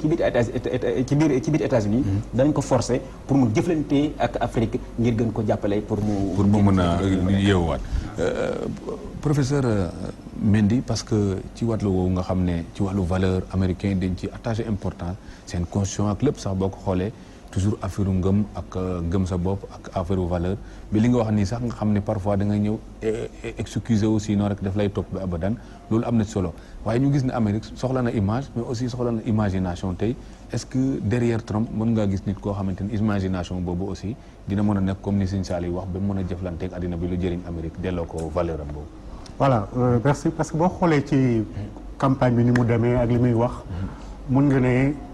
kii daal du amul loolu daal. parce que dafa mel ni vision dafa limité. voilà li américains yi bëgg seen discours bi ñu doon xaar. coono bi ñu amoon loolu moom ma solo kii soxal. moom laa bëgg a résoudre d'abord. mais comme léegi jox nañ ko lenge yi. il est président maintenant c'est vrai que problème yooyu xam naa dina ci moom lañu njëkk a commencé. jéem ko régler mais Amérique aussi fait partie du monde. Hein? Et puis l'Amérique et le monde aussi parce que l'Amérique mooy seul pays au monde boo xam ne xeet bu nekk mu nga fa c'est pourquoi ñu ko tuddee ko nouveau monde donc partie bu nekk ci monde bi am nga fa ay nit donc Amérique est dans le monde mais le monde est dans l'Amérique aussi donc mënul tëju ba nga xam ne du foulage ñeneen ñi quoi parce que mooy li ñuy wax rek ba bëreewul ñu bëree daanu sa kaw donc am na moment yoo xam ne bu jotee il faut ñu ubbeeku bi sax mënul ñàkk parce que ci campagne bi mu ngi doon wax na day fermer immigration aux musulmans et tout ça mais loolu mënul nekk Amérique c'est un pays d'immigrants te wax ne melting pot la nga xam ne ku nekk am nga fa sa place voilà exactement moom il est issu de l'immigration donc fermer les portes les frontières kenn dootul dugg Amérique c'est pas possible mënul nekk Amérique c'est un pays d'immigrants ak nu mu mënti bañ immigrant nit ñi dañ fa dem parce que loolu c'est l'immigration qui a fait l'Amérique donc je pense que imagination même moom bu ko amul au départ parce que le président c'est pas lui qui pense tout seul donc il a dafa am ñu mu àndal il veille à la bonne marche des choses voilà surveiller c'est ça am na ñu koy xelal am na ñu koy wax lii moo baax lii moo kii te dina ko def te il a déjà commencé à changer parce que discours bi mu def après bi ñu ko élire dafa bett ñëpp quoi dafa bett ñëpp parce que c'est un discours rassembleur donc am na yaakaar ni discours rassembleur boobu mu annoncé au départ dina ko continuer et puis dina ubbeeku sur le monde parce que le monde l'Amérique a besoin du monde le monde a besoin de l'Amérique mais l'Amérique aussi a besoin du monde mënul dem ci yenn problèmes yi mënul résoudre yenn problèmes yi sans l'appui de l'OTAN comme ni mu ko waxee sànq sans l'appui des autres parties du monde donc mën na am idée mën nañ yaakaar ne kii du am imagination du am ouverture sur le monde il va faire des choses extrêmement graves mais c'est des discours de campagne moo am na ko doon wax naan les promesses de campagne n'engagent que ceux qui les croient d'ailleurs donc li mu wax nii yëpp dina am lu mu ci def c'est vrai mais dina am lu bëri loo xam ne du ko mën a def même bu ko bëggee def du ko mën def d'accord ci wàllu formation bi nga xamante ne tey ñu ngi ko fay def nga xam ne jëflante la aussi ci diggante réew yi ak yooyu Seydi Gassama ñu gis ne côté boobu Amérique dina ci wecce ak Afrique lu bëree bëri Salim a ngi doon wax léegi volontaires yi ñëw di assister nit ñi di fi def lu bëri yoo xamante ne peut-être ci wàllu jëflante la mais la ci des nag mooy tey jii Amérique boobu nga xam ne tey taxaw na war a liggéey ak li des ci àddina bi est-ce que tey dañoo jàpp ne Donald Trump boobu bu ñëwee taxaw ci boppu Amérique dafay soxla aussi ay nit ñoo xamante ni Afrique comme ni ko Obama defe woon ci ay réew mu koy tànn di dem ak ñoom ay points stratégiques ci tànn boobu ñu tànn aussi est-ce que ñun jotul tey kuñ ci tànn nga xoolaat la waral tànneef bi xool liñ lay indi concept bi ñu lay jaay ndax gis nañ ne mel na ni pare gu ñoo fal jigéen te ñun toujours ñu indi ñu concept fal leen ay jigéen def leen parité yu mel noonu aussi laajul aussi ñi ñu ubbeeku comme ñoom ñu ngi ubbi seen bopp pour gën a retrouver seen grandeur. waaw je crois que wax nañ ko sànq Obama bokk na ci président yoo xam ne ñoom ñu gën a yées ci wàllu ay programme pour jàppale Afrique ndax yaa ngi naan corps de la paix ak beneen programme fàtte naa tur bi tous ces programmes là yàgg na fii corps de la paix c'est depuis John Kennedy soo jëlee tamit programme bu mel ni AGOA mais Bush moo ko fi initié yeneen programme yoo xam ne c'est pour le soutien à la lutte contre le sida le paludisme et tout ça c'est des programmes de George Bush kon tey soo xoolee Obama programme yi mu def à part l'histoire de American Mandela Foundation là boo xam ne dañuy bay xale dem États-Unis pour que ñu nekk ay ambassadeur Amérique ci seen biir réew gisuma leen loo xam ne def na ko kon en matière également d'immigration par rapport à Bush lu Obama expulsé ci ay immigrés clandestins États-Unis benn président defu ko benn président defu ko d'ailleurs damay critiquer Yaya Jammeh mais dama ko ci sant ndax bokk nag ci chef d'État xëy na moom rek ci biir Afrique mi ngam dafa ne du ma la yombal ngay delloo ay doomu Gambie ci biir Gambie day jot nañu jël ay sanctions contre les dirigeants gambiens que dootu leen jox ay visa ak yeneen mais loolu la ñuy xaar des chefs d'État africains kon Obama Afrique amoon na espoir yu bëri ci moom waaye bi ñu ko falee ba pare dafa wane ni que moom président États-Unis la président Afrique président États-Unis la kon mënuñu yaakaar ne ni Bush amoon ay programme phare pour jàppale Afrique moom tamit xëy na dina jël ay initiative boo xam ne dina tax tuuram des ci histoire parce que nekk président États-Unis nag li ñu bëri ci wut mooy nga bay sa tour ci histoire Bush Kennedy amoon na programme boobu Bush am na fi AGOA ak MCC kon moom je m'attends à ce que dina am genre programme yi ndax Amérique dafa soxla Afrique Amérique mu ngi biir Nations Unies décision yu bëri fa lañ ko jëlee mais dafa soxla ay alliance ci Afrique pour prendre les décisions aux Nations Unies ak mu mënti am puissance économique mais su dee amul ay alliés aux États-Unis mais dafa mën a exercer son leadership et d'ailleurs soo xoolee pays africain boo dem ban ambassade moo ci gën a rëy mooy ambassade États-Unis Sénégal fii c'est ambassade bu gën a rëy moo gën a rëy bu France loolu mooy wane ni que par rapport aux autres pays du monde Amérique quand même ils sont soucieux d'avoir des alliés yoo xam ne dina tax au niveau des Nations Unies ñu mën di jouer un rôle de premier plan ndax foofu même si am nga droit de veto daf lay permettre nga bloquer décision ñeneen ñi waaye soo bëggee ñu adopter sa décision da nga soxla am ay alliés ñi lay jàppale pour que nga am sa décision mën a jàll c'est vrai que tamit par rapport aux Nations Unies wax na ne su ñëwee dina wàññi États-Unis mu doon contribuer Nations Unies Bush commencé woon na ko ndax jamono Bush États-Unis Nations Unies dafa dem ba nekk en cessation de paiement maanaam mënatuñu fay moom dafa annoncé que dina wàññi contribution boobu waaye su ko wàññee kan moo koy remplacer mooy ay dëkk yu mel ni ay Chine ay dëkk yu mel ni ay Japon te boobaa ñoo koy ëpp influence ci biir Nations Unies donc discours la boo xam ne tamit décision bu mënta jël rek Amérique moo ci ñàkk te Chine su demee ba nekk premier partenaire économique des Africains mais c'est parce que Chine li mu fiy def en ce moment ci wàllu jàppale état africain ci wàllu infrastructure benn réew defu ko kenn ñemeegu ko ci Union africaine Addis Abeba immeuble bu rëy mais Chine moo ko tabax jox ko africain yi kon la lutte d'influence sera économique su dee ñoom dañoo décider plié wu waaye damay wàññi li ma doon jooyee Nations Unies damay wàññi coopération bi damay centrer lépp ci biir États-Unis damay génne OTAN mais loolu du jox Amérique puissance bi nga xam ne moom lañu soxla parce que mënoo nekk nag sur le toit du monde su dee nekkoo di jëflante avec les autres peuples du monde. d'accord Seydi Gassama Serigne Saliou Sam ñu gis ne parmi les rebelles à l'influence américaine du ñuy bëri lool ñenn ci ñoom la boo gisee ay ñoom ñu mel ni ñoom Mugabe ñoom ñu mel ni Museveni mais ñoom ñëpp dañu ne estampé itam ne ñoom ay dictateurs lañ ak yu mel noonu est-ce que tey jii gis nga ci Afrique ñoo xamante ne tey war nañu commencer aussi seen bët ubbeegu ci ni Amérique di doxal rawatina nag à travers les Nations Unies parce que en général Nations Unies décisions yu ñu jël yëpp dañ ne influence Amérique da ciy am ba ci CPI bi nga xam ne réewu Afrique yu bëri bu doon deeg Afrique du Sud ak Gambie ne noonu dañ ciy génn muy dossier yoo xam ne ñu ngi xaar Trump ndax lu yomb la ci moom wala yow nag nga gisee ne nan la war a mën a jëflante pour mën a réussir loolu ak Afrique. waaw xam nga comme ni ñu ko waxee léegi rek Trump moom ay la ewan fokk mu wàññi tuuti jëflante ak africains yi chef d'État yi ak yeneen organisation de la société civile yi parce que mënta toog fële rek dans une île ne nii lay doxalee du ma doxalee nii d'autant plus que ne comme ni ñu ko waxee Afrique fi mu ne nekk nii mooy continent bi gën a ëpp ay jafe-jafe ci àddina bi ndax yéen a ko gis mooy phénomène immigration bis bu nekk ñu ngi dee ci Méditerranée bi système démocratique bi tey ni mu waroon defewu ni famine baa ngi fii yeneen jafe-jafe yoo ngi fi rax ci dool yi am na dirigeant yoo xam ne ba léegi fi mu ne nii seen ñi jàpp nañu daal ñoom dañoo war a toog rek ba jóge fi ku mel ni Mugabe tudd nga ko fi léegi ku mel ni Ali Bongo nga xam ne am na ñu ne moom président la boo xam ne nii dina réussir loo xam ne lu doy waar mooy ñaari mandat juróom-ñaari at yoo xam ne musuñ ko fal waaw ko nga xam ne 2009 moom daa mbuxumoon fi mu ne mbuxumaat na loolu moom yaakaar naa jeunes yi dëgg la moom Kabila ba nekk Congo tam mi ngi koy bëgg a def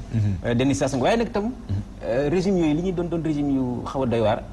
occidentaux yi tubaab yi ñoom ñu ngi leen di gérer à la carte ku ne xam na ne Denis Sassou Nguesso biñ ko daanelee dafa ñëw jël ay chars de combat France jàppale ko ci ak Total mu ñëw toogaat kon nga xam ne fi am na yeneen régime yoo xam ne nii dañ leen a daaneel wala bokk dañoo jaar ci feneen Tchad Idriss Déby ba ko rebelle yi sonné Sarkozy moo yónnee aviation ñu stoppé rebelle yi Burundi mu ngi nii toog ci fauteuil gàddu fetel voilà kon ma jàpp rek ne Donald Trump na déglu yeneen pulsions yi maanaam na déglu yeneen voix africaine bu mu déglu rek chef d'état yi bu mu déglu rek ñuy wax ci kaw na déglu société civile déglu lanceur d'alerte yi nga xam ne ñoom ñu ngi fii ci biir Afrique waaye ñoom il porte la bonne parole la vraie parole loolu bu ko defee yaakaar naa dana am beneen doxalin boo xam ne nii danañ ko xaar ci moom te dana tànn ci digganteem ak Afrique ndax bu ko deful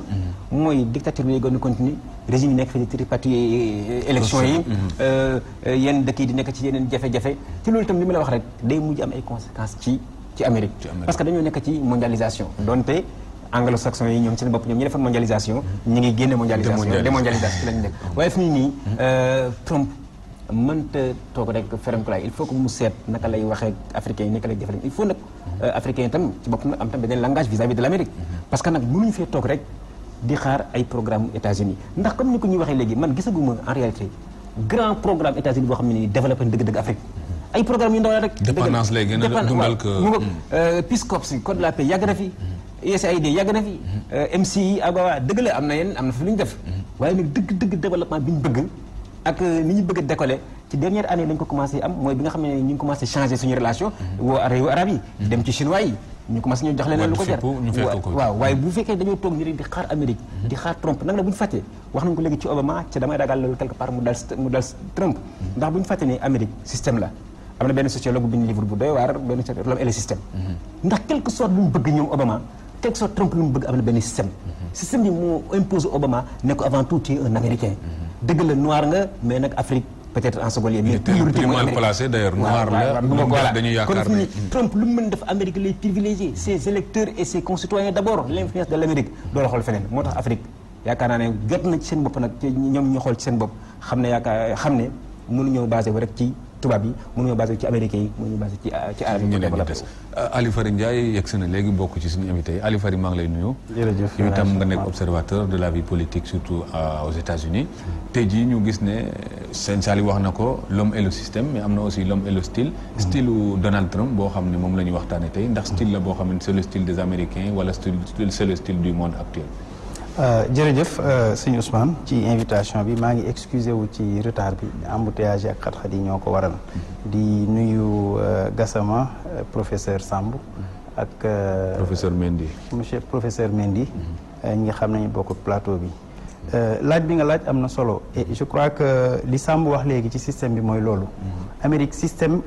ancrage sociologique gu système bi moo ëpp doom moo am prééminence ci nit ñi fay nekk moo tax Obama ñëw na ba dem réglé wul relation joxul palestiniens yi état parce que mënu ko système bi du ko ci bàyyi mënut a defal Afrique dara parce que c'est un Américain avant d'abord donc loolu mu wax aussi dama koy dëggal pour revenir ci style Donald Trump dafa comprendre frustration bu am booy xool dans le Midwest et le sud américain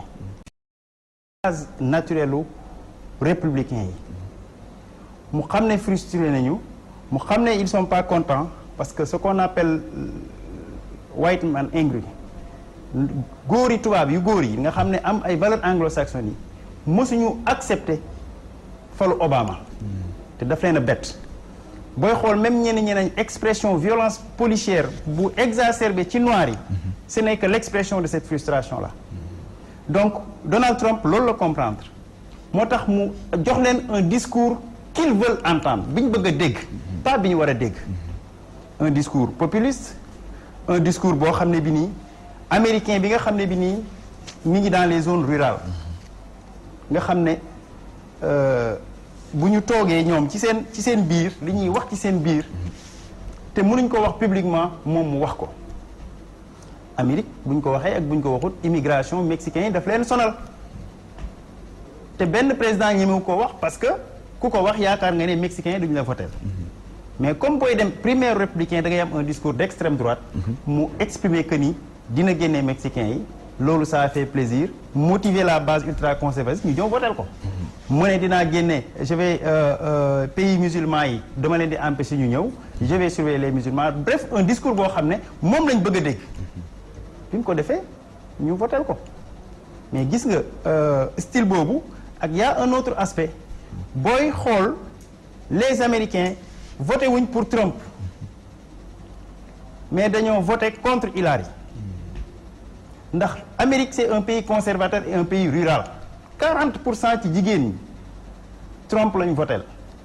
te jigéen ñi Amérique yu bari dañoo jàpp ne du rôlu jigéen ngay jiite réew d'une manière comme boo xam ne bi nii waxuma comme pouvoir parlementaire nga xam ne mën nga am ren nga xam ne pouvoir symbolique la mais pouvoir présidentiel nga xam ne yaa ëpp doole ci monde bi donc aspect boobu aussi joué na ci victoire bi te booy xool Trump loolu la exploité ak un style boo xam ne bi nii c'est un style d'un homme d'affaires accompli avec un ego qui fait rêver parce que américains yi dañoo bëgg koo xam ne ki nii da ngay réussir en business avant ngay réussir en politique moom mu nekk modèle boobu référence boobu moo tax 49% des américains bi ñu leen laajee ñu ne yaakaar na ne koom-koom bi Trump lañ ci gën a wóolu ko Hillary donc style boobu ak le fait que mu nekk un homme qui dit ce qu'il pense te booy xool Trump style am ak George Bush ñoo xawoon a niroo George Bush bi muy falu comme un texan la américains yi buñ ko xoolee dañ ciy gis seen bopp ba lan lañ doon wax kii daal j'aime avoir une bière avec lui I like to have a beer easy lu mu xalaat lay wax te ñoom kuy xalaat loo wax ko de manière sincère moo leen gënal koo xam ne xamuñ where he stand xamuñ ci lu mu féete loolu moo tax base républicaine boobu mobilisé wu dem voter alors que base démocrate bi parce que les partisans de Sanders bëgguñ Hillary bëgguñu ko demuñ voter ji New Hampshire nga xam ne foofu la crème intellectuelle Amérique yépp nekk Wisconsin nga xam ne ñaar yooyu nga xam ne Sanders moo ko gagné woon mais démocrate lañ doon voter mais pour la première fois ñooñu voter républicain mu mel ni liñ doon wax ak ni ñu jëfee ci élection bi xaw na wuute effectivement moo tax il y a un mois Pierre-Edouard invité ma franc-parler ma ne ko sama xol pour Hillary la waaye ci li ma xam ci société américaine ak ni ñu bañee koo xam ne le reste du monde dañ koy bëgg mu jiite leen ba ñuy yaakaar ne reste du monde la fi nekk ak fàtte Amérique ragal naa ne loolu mun na tax ci élection yi donc style Donald Trump mooy style véritable américain l'américain naturel n'aime pas les universitaires n'aime pas les grands intellectuels ils aiment des gens pragmatiques qui font fonctionner les choses comme Ronald Reagan acteur du cinéma la woon mais républicain tànn nañ ko mais mu muus dem jël George Bush nga xam ne amoon na expérience bu mag ci gouvernement directeur CIA yëpp def ko colistier rassuré américain aujourd'hui républicain boo waxal il te dit je me réclame de la révolution réganienne y compris John McCain boo xoolee à part Ronald Reagan George Bush la même chose ñoom ils aiment les hommes d'un certain niveau qui réussissent dans les business et qui les ressemblent le concret daal lañ soxla qui les ressemble donc loolu mooy style Donald Trump Ali Fary Ndiaye professeur Mendy parce que tey gis nañ ne am na dossier bëri yu xaar ki nga xam mooy Donald Trump bokk na ci wàllu sécurité bokk na ci wàllu koom pour redonner à l'Amérique sa grandeur léegi nag pour redonner à l'Amérique sa grandeur boobu ci yan levier nga yaakaar ne ca la war a jouer dëgg pour Amérique delluwaat place am waaw boo dégloo ci débat yi ma doon wax mooy 3 débats yi xam nga beaucoup de gens disent que programme bu Trump c'est flou et cetera leerul waaw bon mais am na lu mu ci jot a junj nit ñi quand il parle bu waxee ne day delloo si les entreprises délocalisées nit ñi dañuy gis ci loolu création d'emploi c'est-à-dire que léegi bon ñëpp nañ am liggéey ak tout ça donc je sais pas ndax dina ko def mais bu fekkee ne réussir na def ko mën nañu am yaakaar ne dina créer peut-être beaucoup plus d'emplois pour que chômeurs yi chômage bi vraiment baissé na avec Obama mais mën na gën a wàññeeku encore parce que c'est pas un pays pauvre donc waroon na nekk pays boo xam ne ku ci nekk war nga mën a kii quoi d'ailleurs on l'appelle a land of opportunities c'est-à-dire que foo dem foo xam ne mën nga fa réussir donc il y a ce côté-là donc faire revenir certaines entreprises dans voilà le pays et que ñu bëgg a exporter seen génne seen entreprise mu gën leen taxer pour ñu bañ ko def pour ñu rester dans le pays quoi donc tout ça c'est des choses yoo xam ne wax na ko nu mu koy defee nag bon il n'a pas donné les détails c'est important kooku c'est peut-être après mais juñu na ci nit ñi ci mel noonu quoi donc on peut espérer que bon avec ça avec d'autres choses yoo xam ne wax na ko sur le plan économique peut-être bu ko defee dina répondre aux attentes de l'américain moyen comme ni mu ko waxee koo xam ne c'est pas l'intellectuel parce que boo xoolee kii Trump ci boppam c'est pas un intellectuel au niveau boo xoolee ni muy waxee rek sujet verbe complément point bon et puis beaucoup de gens se sont retrouvés la classe rurale moyenne se sont retrouvés derrière lui quoi parce que c'est quelqu'un qui incarne l'Amérique de moyenne quoi c'est pas l'universitaire comme Hillary qui est très sophistiqué dans son langage quoi qui a beaucoup d'expérience voilà donc il y a ça ce côté économique boo xam ne il l'a en tête bon il a pas bien expliqué c'est pas très clair moo tax les gens disent que dafa flou amul programme économique certains le disent mais bon il y a aussi le côté boo xam ne les gens yaakaar nañ ne comme c'est quelqu'un qui a réussi en business comme ni ñu ko waxee sànq voilà quelqu'un boo xam ne peut-être bu ñu ko joxee lenge yi bu ñu ko comme jox nañ ko léegi dina mën a trouver des mécanismes yoo xam ne na suqali économie bi ba nga xam ne Amérique dina mën a décoller at bu nekkaat fi mu nekkoon comme première puissance économique parce que temps yi Chine mu ngi koy talonné voilà te loolu neexul américain yi neexul américain parce que moo tax sax ñu rangé wu derrière lu nga xam ne voilà très du bien renverser la tendance c'est ça professeur Louis Mendy Gassama juste yow ci professeur li nga wax dafa am solo moo tax ci campagne bi muy menacé naan day déclarer une guerre commerciale avec la Chine chinois yi dañoo ree noppi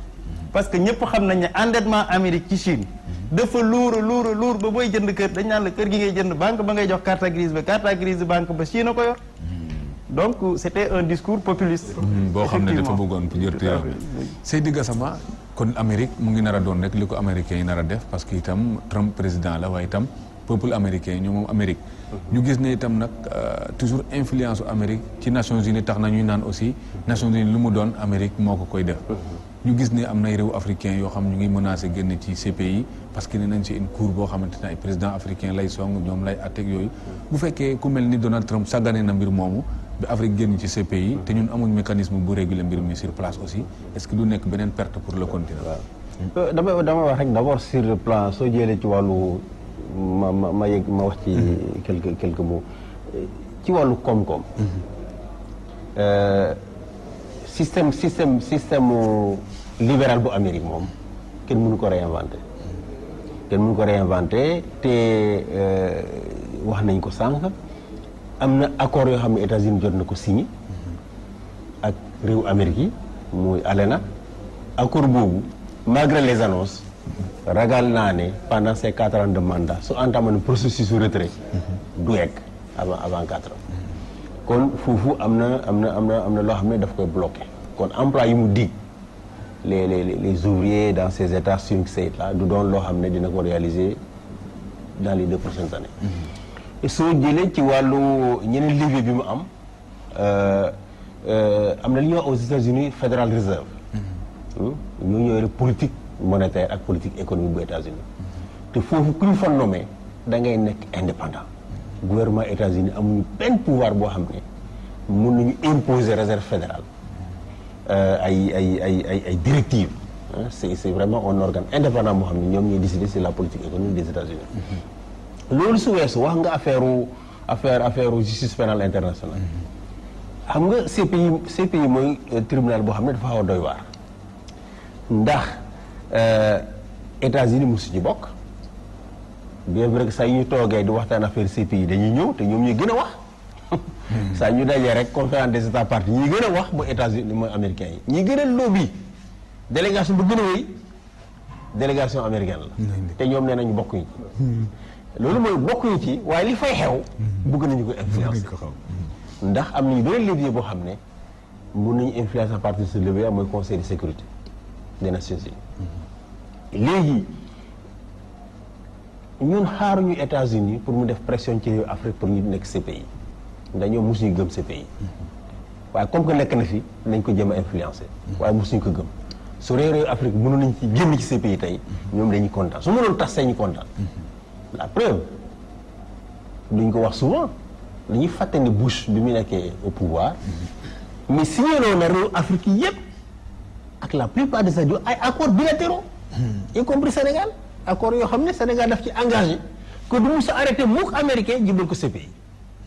ndax soo bokkee CPI beneen engagement bi nga xam ne moom lañu la sas mooy képp ku ñu wut su dee dafa nekk sa biir territoire da nga ko war a jàpp jibal ko CPI or États-Unis dafa obligé ay réew ni Sénégal pour que ñu signé engagement bilatéral ak moom engagement yoo xam ne mais du ñu mus a arrêté mukk doomu Amérique jibal ko CPI kon xaaruñu Amérique pour mu encadré wala mu taxawu en matière disciplinaire internationale par contre gis nañu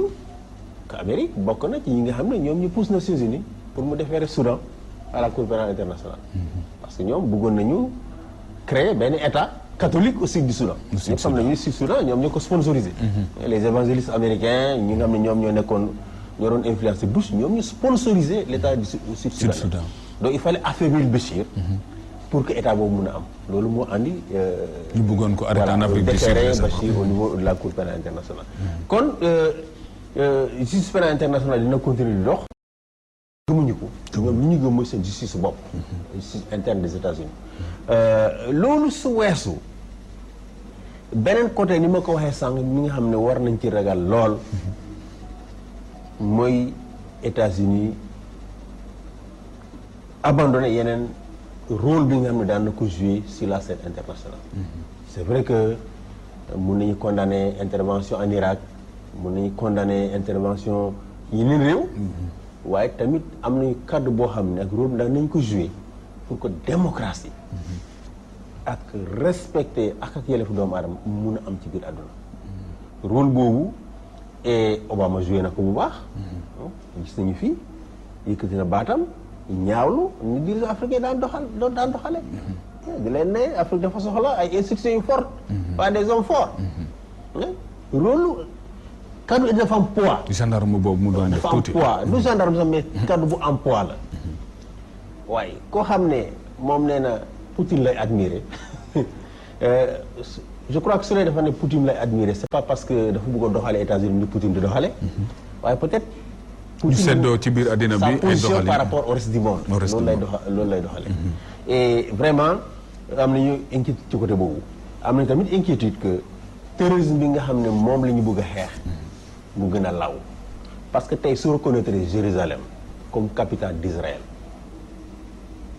mais loolu day gën a yokk ressentiment arabe jullit yi musulmans yi par rapport aux États-Unis c'est vrai que États-Unis reconnaître ko am na solo waaye loolu du tax Nations Unies reconnaître ko reconnaissance Nations Unies mooy reconnaissance internationale waaye su ko reconnaître loolu dina tax ba képp ki nga xam ne da nga bëgg a fitnal Amérique nga am argument de poids recruter ay djihadistes vraiment attaquer intérêt américain yi partout dans le monde te terrorisme ni ñu ko xamee du ay loi mooy aar dëkk contre terrorisme du ay renseignement mooy aar dëkk contre terrorisme nit koo xam ne mu ngi lay wut yow nga koy daw mais ak noo mënte nekk vigilant mun na la jot kon c'est extrêmement inquiétant que muy naan day reconnaître Jérusalem en violation des résolutions onusiennes dans Nations Unies moom moo ne Jérusalem mënul nekk capitale Israël kon lu su ko defee mooy dafay violer ay résolutions Nations Unies te loolu ni ma ko waxee dina gën a unifier jullit yi contre wax ma gouvernement yi de wax ma gouvernement yi askan yi contre dina leen gën a réunifier ci ressentiment par rapport aux États-Unis te loolu dina tax terrorisme bi gën a law waaw te encore une fois nañu waxante dëgg Sénégal terrorisme soo ci bëggee aar sa bopp fexe ba nga am diplomatie bi équilibré ki nga xam ne mu ngi terroriste yi waxuma nga daaw ko waaye fexeel bu ko jege waaw ay base américaine au Sénégal je crois que dañ ko soxlawul ndax fépp fu ñu amee base dañu leen attaqué foofu au Yémen un peu partout on les a attaqués donc on n'a pas besoin de ces bases ici waaw su dee dañu bëgg ay base pour xeex ay djihadistes nañ ko dem wuti feneen waaye nous on n'a pas besoin de ça ici. on n'a pas besoin parce que Saliou mu ngi wax wàllu démocratie ñu ngi wax wàllu liberté mais américains yi gis nañ ne aussi adjectif bi ñuy gën di utiliser mooy humanitaire pour def seen ingérence yooyu te loolu itam nekk loo xam ne à chaque fois mu ngi porter préjudice parce que base yooyu nga gis yooyu yëpp parfois dañuy wut prétexte ñëw dal di samp ci contexte yoo am presque ñoo la ciy dugal ba nga am tiitaange ñëw toog ci côté boobu aussi tey est-ce que jotul Afrique aussi parfois muy mën a wax oui waaye muy mën a wax non ci yenn accords yi nga xamante ni mën na jur jiyee. waaw xam nga Amérique ak Occident de façon générale. man seen démocratie toujours daf may reeloo. xam nga wax naa fi léegi ne souvent à la carte. ca malheureusement li ñaan tombé waral ay gaaf. booy seet ci Afrique wala ci àddina bi bari na fi ay dëkk yoo xam ni démocratie bi ñu koy appliqué bu fekkente ne ay kuréelu jullit ba ay parti jullit. dañ faa jaar ba am pouvoir dañ ko nangu. exemple 90 92 fils Algérie. Front islamique du Sali Front islamique du Sali gagné élection yi ñu ne on n'en peut pas. ñu faagaagal intellectuel tas réew. le Hamas palestinien. gagné élection ñu ne reconnaître nañ ko mouvement terroriste. Turquie Erbakan avant Erdogan. islamo-conservateur yi jël pouvoir ñu xeex leen. ñu ne mënul nekk. Égypte barki démb. récemment avec les frères musulmans. finalement. tombé waral ay gaaf kon jullit ñi bu ñu liree un peu cartographie des relations internationales dañu mais ñun de jaaxle nañ. parce que démocratie dañ ne mooy majorité wala boog soit du peuple. mais à chaque fois que ay kuréel jaar fi ñu war a jaar ba reconnaître ba conquête pouvoir bi Occident Amérique mais loolu mënul nekk. bu ñu rombee ci wàllu islam boobu dañ ne yeneen régime yi Afrique ak feneen Amérique l'Amérique n'est pas porteuse de paix. quoi qu'on dise dëgg la Obama daanaka ay ree la woon sax dañ ko falee yàggul tuuti ñu jox ko prix Nobel de la paix. mais lu mu def ba mérité ko à l'époque 9 mois la am rek. lobby Washington ku ne xam ne le pays qui a le plus de lobby au monde ce sont les États-Unis ñu fexe ba jox ko prix Nobel de la paix. or Obama mais c'est le président qui a le plus tué avec les drones. drone yi lay sànni ci àddina bi ñu bombardé di rey ay xale di rey ay jigéen di rey ay góor ba réew yooyu ñu koy def ñoom fi ni ñoo gën a bañ Amérique ci àddina bi. kon ma yaakaar ne Amérique dëgg la am na doole mais Amérique c'est pas porteuse de paix. c'est pas porteuse de paix. Amérique du ko xam ne day ji jàmm ci àddina bi. Amérique démocratie ni ñu koy xoolaay bu fekkente ne nii ay force dañoo jóg mel ni dañoo mbubboo l'islam te du ci dal. waaye nag bu dee malheureusement nag waxuñ ko pour am problème diine waaye nag c'est le constat. tey wax nga ko léegi. Sud Soudan dañ ko créé parce que ña fa nekk dañu ay jullit. ñoom les États-Unis ont favorisé la création de 2 États confessionnels ou bien 3. État d'Israël en 1948 au mépris des règles de l'ONU. ñu créé benn État sur la base de la religion et de l'ethnie. defar nañ ko 2001 mooy bi ñu kase Soudan ci suuf Soudan ñu def fa ñeneen ñoo xam ne duñu ay jullit kon loolu nag bu ko ñeneen ñoo xoolee wax dëgg yàlla dañu jàpp ne kon Amérique leur en veut li ko waral mooy seen diine wala bokk li ñu jàpp ne dañoo war nekk ay indépendant bu dul mbiru diine bi mbiru indépendance vis-à-vis des États-Unis wala de l'Occident la tey Afrique ku fi taxaw xam nga Kadhafi taxawoon na Kadhafi sax du woon moom tegutoon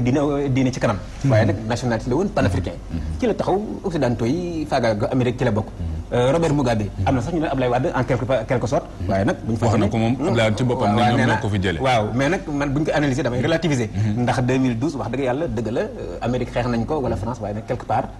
système bi Sénégal yi ñoo jóg taxaw ne ko Ablaye Wade ak Karim wax dëgg yàlla doyal nañ dem leen fal Macky man lecture boobu laa 79 Khomeini 80 88 Irak mu boot ko ci kaw moo tax yooyu yëpp nag boo ko xoolee daal Amérique fi nii xaaruma lu bari ci moom waaw bëgguma nekk ku pessimiste waaye daal dama jàpp ne africains yi seen bopp dafa jot nag ñu procéder à une autre relecture des relations avec l'Occident de façon générale xoolaat seen bopp parce que tant que africains yi ñu taxaw di déglu Paris di déglu Washington di déglu Riyad duñ dem parce que nag dafa jot nit ñi mais réew yu bëri yi nga xam ne fexe nañ ba di ci jëm a génn benn exemple bu ndaw rek foofu lay daaneele mooy professeur université yi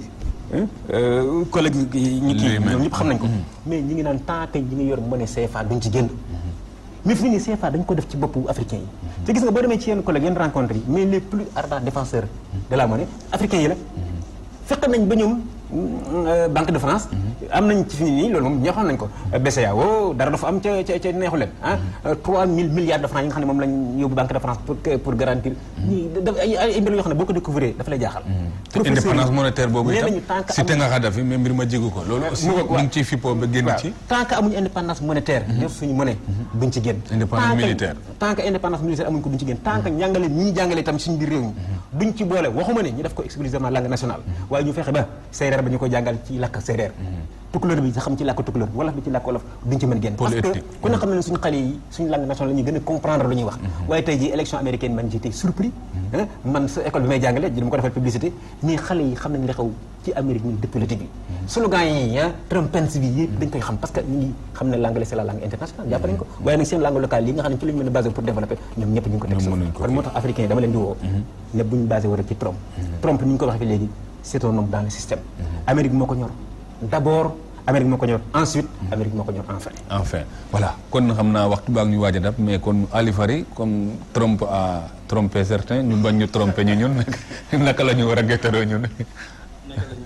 géttaroo ñun ba bañ ñoo trompé ci relation ak itam jëflante gi war a am parce que forcément dina jëflante ak ñi ci des. oui en fait ñu jàpp rek président États-Unis Amérique dañ ko fal pour mu régler problème mu Amérique te loolu ñoom lañ mos a def seen bopp. peut-être que suñu réew yi mën nañoo jàpp ne Amérique seq ak moom jàmm duñu yàqal dara moo tax Afrique nekkul même benn enjeu ci débat yi am parce que li leen intéressé rek ci Afrique mooy peut-être nan la ñuy fexee ba état islamique Boko Haram ñu xool nan la ñuy aider suñu état yi ñu opprimer ko fii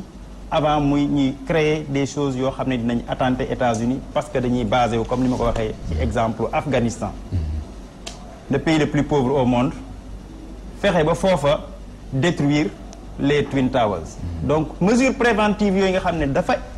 concerner les questions de sécurité intérieure américaine mooy tax ñu intéressé wu ci Afrique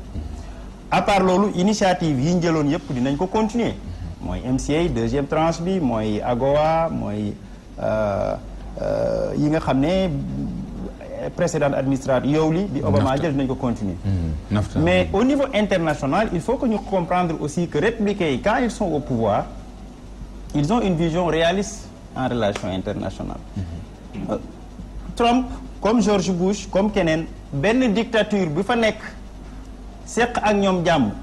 moo leen gënal benn démocrate bu fay ñëw di leen indil problème démocrate yi ñoo amoon vision di exprimer des idéaux de liberté et de démocratie te Amérique toujours day basé wu sur le fait que l'Amérique est porteur de la liberté dans le monde pour jëlee fii yenn dictateurs yu leen favorable mais dictature bu leen favorable républicains yi buñ fi nekkee dañ lay bàyyi donc en Afrique dictateurs yi fi nekk favorable leen tant qu'ils ont de bons rapports ak Amérique parce que ils sont cette vision réaliste li koy wane mooy la Russie ñëpp xam nañ ne Poutine c'est pas un modèle de démocrate mais aujourd'hui moom ak Donald Trump gis nga rapport yi ñu am mënu ko woon am ak Obama mënu ko woon am ak Hillary Clinton donc nañu comprendre que ni Donald Trump sera un président qui va gérer les intérêts de l'Amérique qui aura des vues qui vont continuer à créer la suprématie des valeurs anglo-saxonnes dans le monde en se rapprochant des grandes des grands pays qui sont ce qu'on appelle les quatre îles anglo-saxonnes l'île australienne l'île américaine l'île britannique ak yooyu loolu moom dina continuer di ko def beneen aspect boo xam ne bi nii sur la question israélienne bokk na ci li tax ñu fal Donald Trump mooy son caractère ak sa personnalité par rapport ak Hillary américains yu bari surtout les penseurs républicains yi jàpp nañ ne démocrates yi bëgg nañ jàmm ak les autres pays arabes ba nga xam ne ku mel ne Hillary bi fa nekkoon il lui sera difficile mu changer discours vis-à-vis ñi nga xam ne yàgg na leen a seeti en tant que secrétaire d'État ñoom nekk ay chef d'État am na benn amitié bu dugg te yaakaar nañ ne Trump s'il est là ils vont se dire que c'est un fou donc ñeneen ñi pays arabes yi dinañ ne cocc loolu tamit am solo ci choix bi la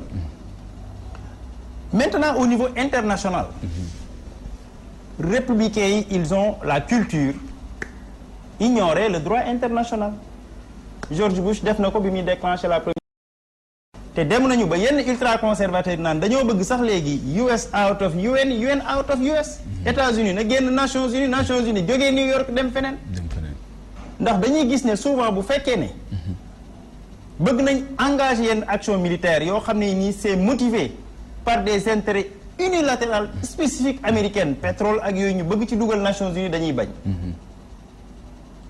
te Nations Unies bu fekkee ne démocrates yi dañuy ñëw ci ngay gis rapprochement yi gën a am entre les administrations démocrates ak le système des Nations Unies. parce que liñ gën a ragal parce que démocrates yi duñu ay interventionnistes militairement. gis nga Obama boo gisee mu doon jël drone yi.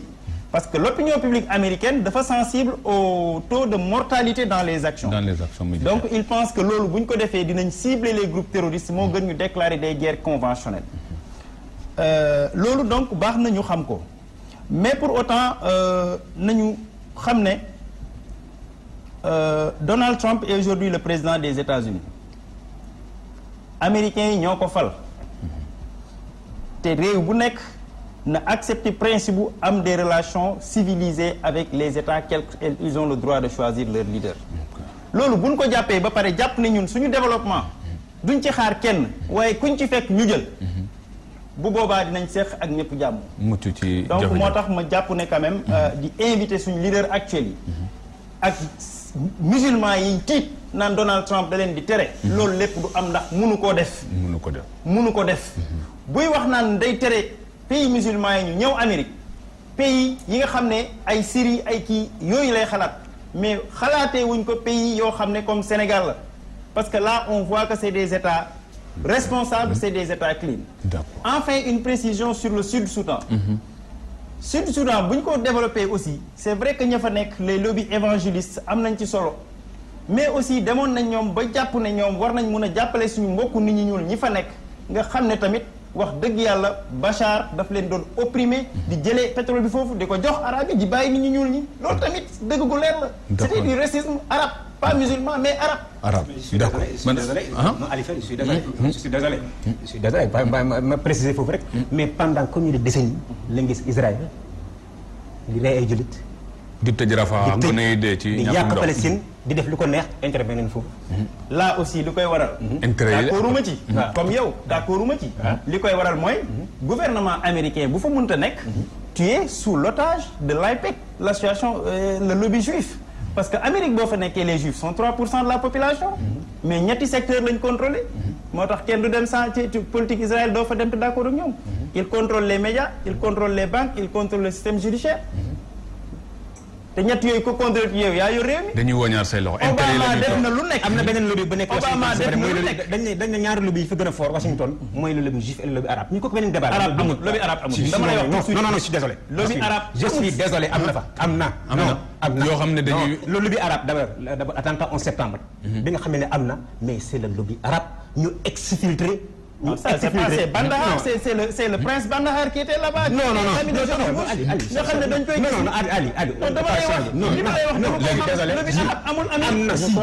léegi le lobby saoudien. Non, le lobby saoudien amul aux États-Unis. Non, attends. Non, taxawal Ousmane. Yow rek yow pour la première fois. Il a été ambassadeur des États-Unis pour la première fois la dégg quelqu'un qui est censé connaître les États-Unis, il n'y a pas de lobby saoudien aux États-Unis. Ça si tu le dis. Je te le conseille. Non, lobby arabe nga wax. Non, j'ai précisé. Tu n'as pas dit dama ne j'ai précisé. Dama ne j'ai dit le lobby arabe et puis j'ai précisé ma pensée mais j'ai parlé du lobby saoudien. Et j'ai parlé du lobby saoudien. Il existe bien à Washington. Désolé kon leer na. L'Arabie saoudite. Léegi c'est bon. Voilà. L'Arabie saoudite. On a lié waaw des États-Unis. Non dañuy leeral rek. Et le lobby qatari et le lobby kon xaritu Amérique la. Arabie saoudite. yaa ngi ñëw kon c'est La lobby. dictature moo am Arabie saoudite. Mais Amérique da ciy teg tànkam. arrangé na leen Bien sûr, arrangé na leen. Kon kay mais c'est grâce à un lobby. dictature bu leen C'est grâce au lobby saoudien. C'est grâce au lobby saoudien qui finance et qui a aussi des bons de trésor aux États-Unis. N'oubliez pas. Tey jii barki démb ma daaneel barki démb bi nga xamee ne relancé nañu enquête 11 septembre. ñu ne la responsabilité saoudienne dañ koy mettre sur pied. mais lan moo tax ñu reculer le lobby saoudien a menacé. ne loolu bu amee kon suñu xaalis bi ñu dugal seen banque yi. amul non attends. léegi non tu n'es pas plus supérieur que des États-Unis non ñoo xam li ñuy wax. non taxawal attends bu ñëwee fii naan taxawal damay wax naan du dëgg je suis désolé non Pierre pour faux yow gënoo ñoo xam li ñuy wax gënoo ñoo jàng taxawal loolu ñoo jàng waaye mais c'est quoi ça. je peux clarifier. waaw on peut rek léegi ci évangéliste yi noo Sud Soudan ak yooyu waaw. C'est vrai que Bachir c'est un dictateur, mais il n'est pas simplement Bachir pouvoiram moo ko yitteel. ngay arab ngay noir soo soxla pouvoiram day dal sa kaw. Effectivement kon dictature u Bachar Omar Hassan Bachir du woon rek contre les noirs, mais c'était une dictature contre tout le monde. La preuve Darfour nekkul aussi Darfour mu ngi au nord du Soudan. te gis nga ni mu yàggee waaw donc te ni ñu ko waxee sànq injustice du rek Soudan la amee fu nekk la amee mais Amérique gënu ci. li ñu xam mooy Bush était très proche des évangélistes. daf leen jege woon trop. te évangélistes yi moom seen mission moo nekkoon fexe ba pour ñoom ni ñu ko gisee mooy c'est des chrétiens qui étaient dominés par des arabes par des musulmans. donc depuis John Garang dafa yàgg le Sud Soudan. man bokk naa ci ñi nga xam ne day Bachir écoute man bëggoon na fi dem def enquête Soudan ñu bañ ma jox visa. parce que je suis pas l'ami de Bachir. mais loolu agenda boobu amoon na ci. kon loolu bu ñu ko écarté man d'ailleurs j'ai toujours été étonné que arabes yi bañ a am un lobby aux États-Unis. Je suis heureux d'entendre qu'ils ont un lobby. C'est surprenant d'ailleurs qu'il n'est pas lobby. Est-ce que Sénégal a un lobby États-Unis? Bien sûr. Et le lobby dafa tuuti. Il y a le lobby. War na mën que tey Sénégal tànnul de façon par hasard nommé le gars là ambassadeur aux États-Unis. C'est pas un hasard. dafa yàgg noonu. Voilà xëy na bokkul au même niveau que AIPAC. Mais je crois qu'aujourd'hui les Arabes ils ont dit AIPAC ils tiennent les gens comment? Avec de l'argent. Ils financent des sénateurs, ils financent des congressmen. Il faut élire les gens. Mais ñaari am nañu xaalis boobu. Bien sûr mën nañu ko def. Donc débat bi foofu. waaw débat mooy état bu nekk war na promouvoir ses intérêts. su dee nag dafa soxla mu am lobby war na mettre les moyens pour am lobby boobu. pour am lobby. Et je crois que les Arabes doivent faire en sorte qu'ils aient un lobby à Washington pour faire avancer leur agenda. Et ils en ont, je le confirme. Palestinien. Parce que c'est pas par la lutte armée qu'on va libérer la Palestine. On libérera la Palestine le jour où on va réussir. Par des idées. Absolument. Et ça, on a besoin de lobby arabo-musulman aux États-Unis. On n'a pas besoin de bombes. On a besoin de lobby de la même manière que les Israéliens ont des lobbies. Et leur lobby s'exprime par de l'argent. Par de l'argent. Voilà, c'est ça. Dañuy financer les sénateurs. Képp ku jóg jàpp bugg agenda Israël dañuy financer sa concurrent mu daaneel la. D'accord kon temps bi jeex na Louis Mendy dafa am lay préciser waaw. dama bëggoon préciser rek ci ragal bi ñu ragal. que Trump day du jàppale Afrique ak yooyu. dama ne loolu même bu amee sax. je peux dire que c'est peut-être une bonne chose pour nous Africains yi. pour ñu mën a xam ne ñun ñoo mën a développer suñu réew. war ñu toujours compter. ci États-Unis pour mu ñëw di ñu développer. te États-Unis aussi du la développer comme ça gratuitement. ndimbal na ca fekk loxol boppam. donc même bu Trump deful li Bush def wala ñeneen nañ xam ne ñun ñoo moom suñu continent ñoo moom suñu réew te mën nañ ko développer bu ñu ci jàppale baax na bu ñu ci jàppale aussi war nañ mën a demal suñu bopp. Louis Mendy maa ngi lay gërëm di la sant di jàng di fàttali ne yow professeur nga en études américaines à l'université Cheikh Anta Diop de Dakar. Ali Fari Ndiaye waaw. ñu ngi ci plateau bu am important Sénégalais yaa ñuy seet. Seydou Gassama dama bëgg wax Sénégalais yi nii que. ci fan yi di ñëw peut-être tey wala suba la gën a suba. ministre italien des affaires étrangères dina ñëw Sénégal. ak benn commissaire européen. li ñu fi ñëw nag mooy jéem a signé loo Sénégal accord boo xam ne suñ ko signé. képp kuy doomu Sénégal nga nekk en situation irrégulière en Europe nañ la delloosi. dañ la delloosi. képp koo xam ne jaar nga Sénégal jaar par Libye egg Europe te nga situation irrégulière nañ la delloosi Sénégal. te loolu kenn xamul accord boobu nag accord bu bon la. lu mu jur est-ce que amul accord ba xanaa dafa am lu ca wundu lu làqu. li ñu ci proposé mooy dinañu financer ay projet pour que ñooñu si ñibbisi ñu mën a intégré wu. comme Espagne bañu woon à l'époque. waaw d'accord je crois que loolu waratuñu ko nangu. waratuñu ko nangu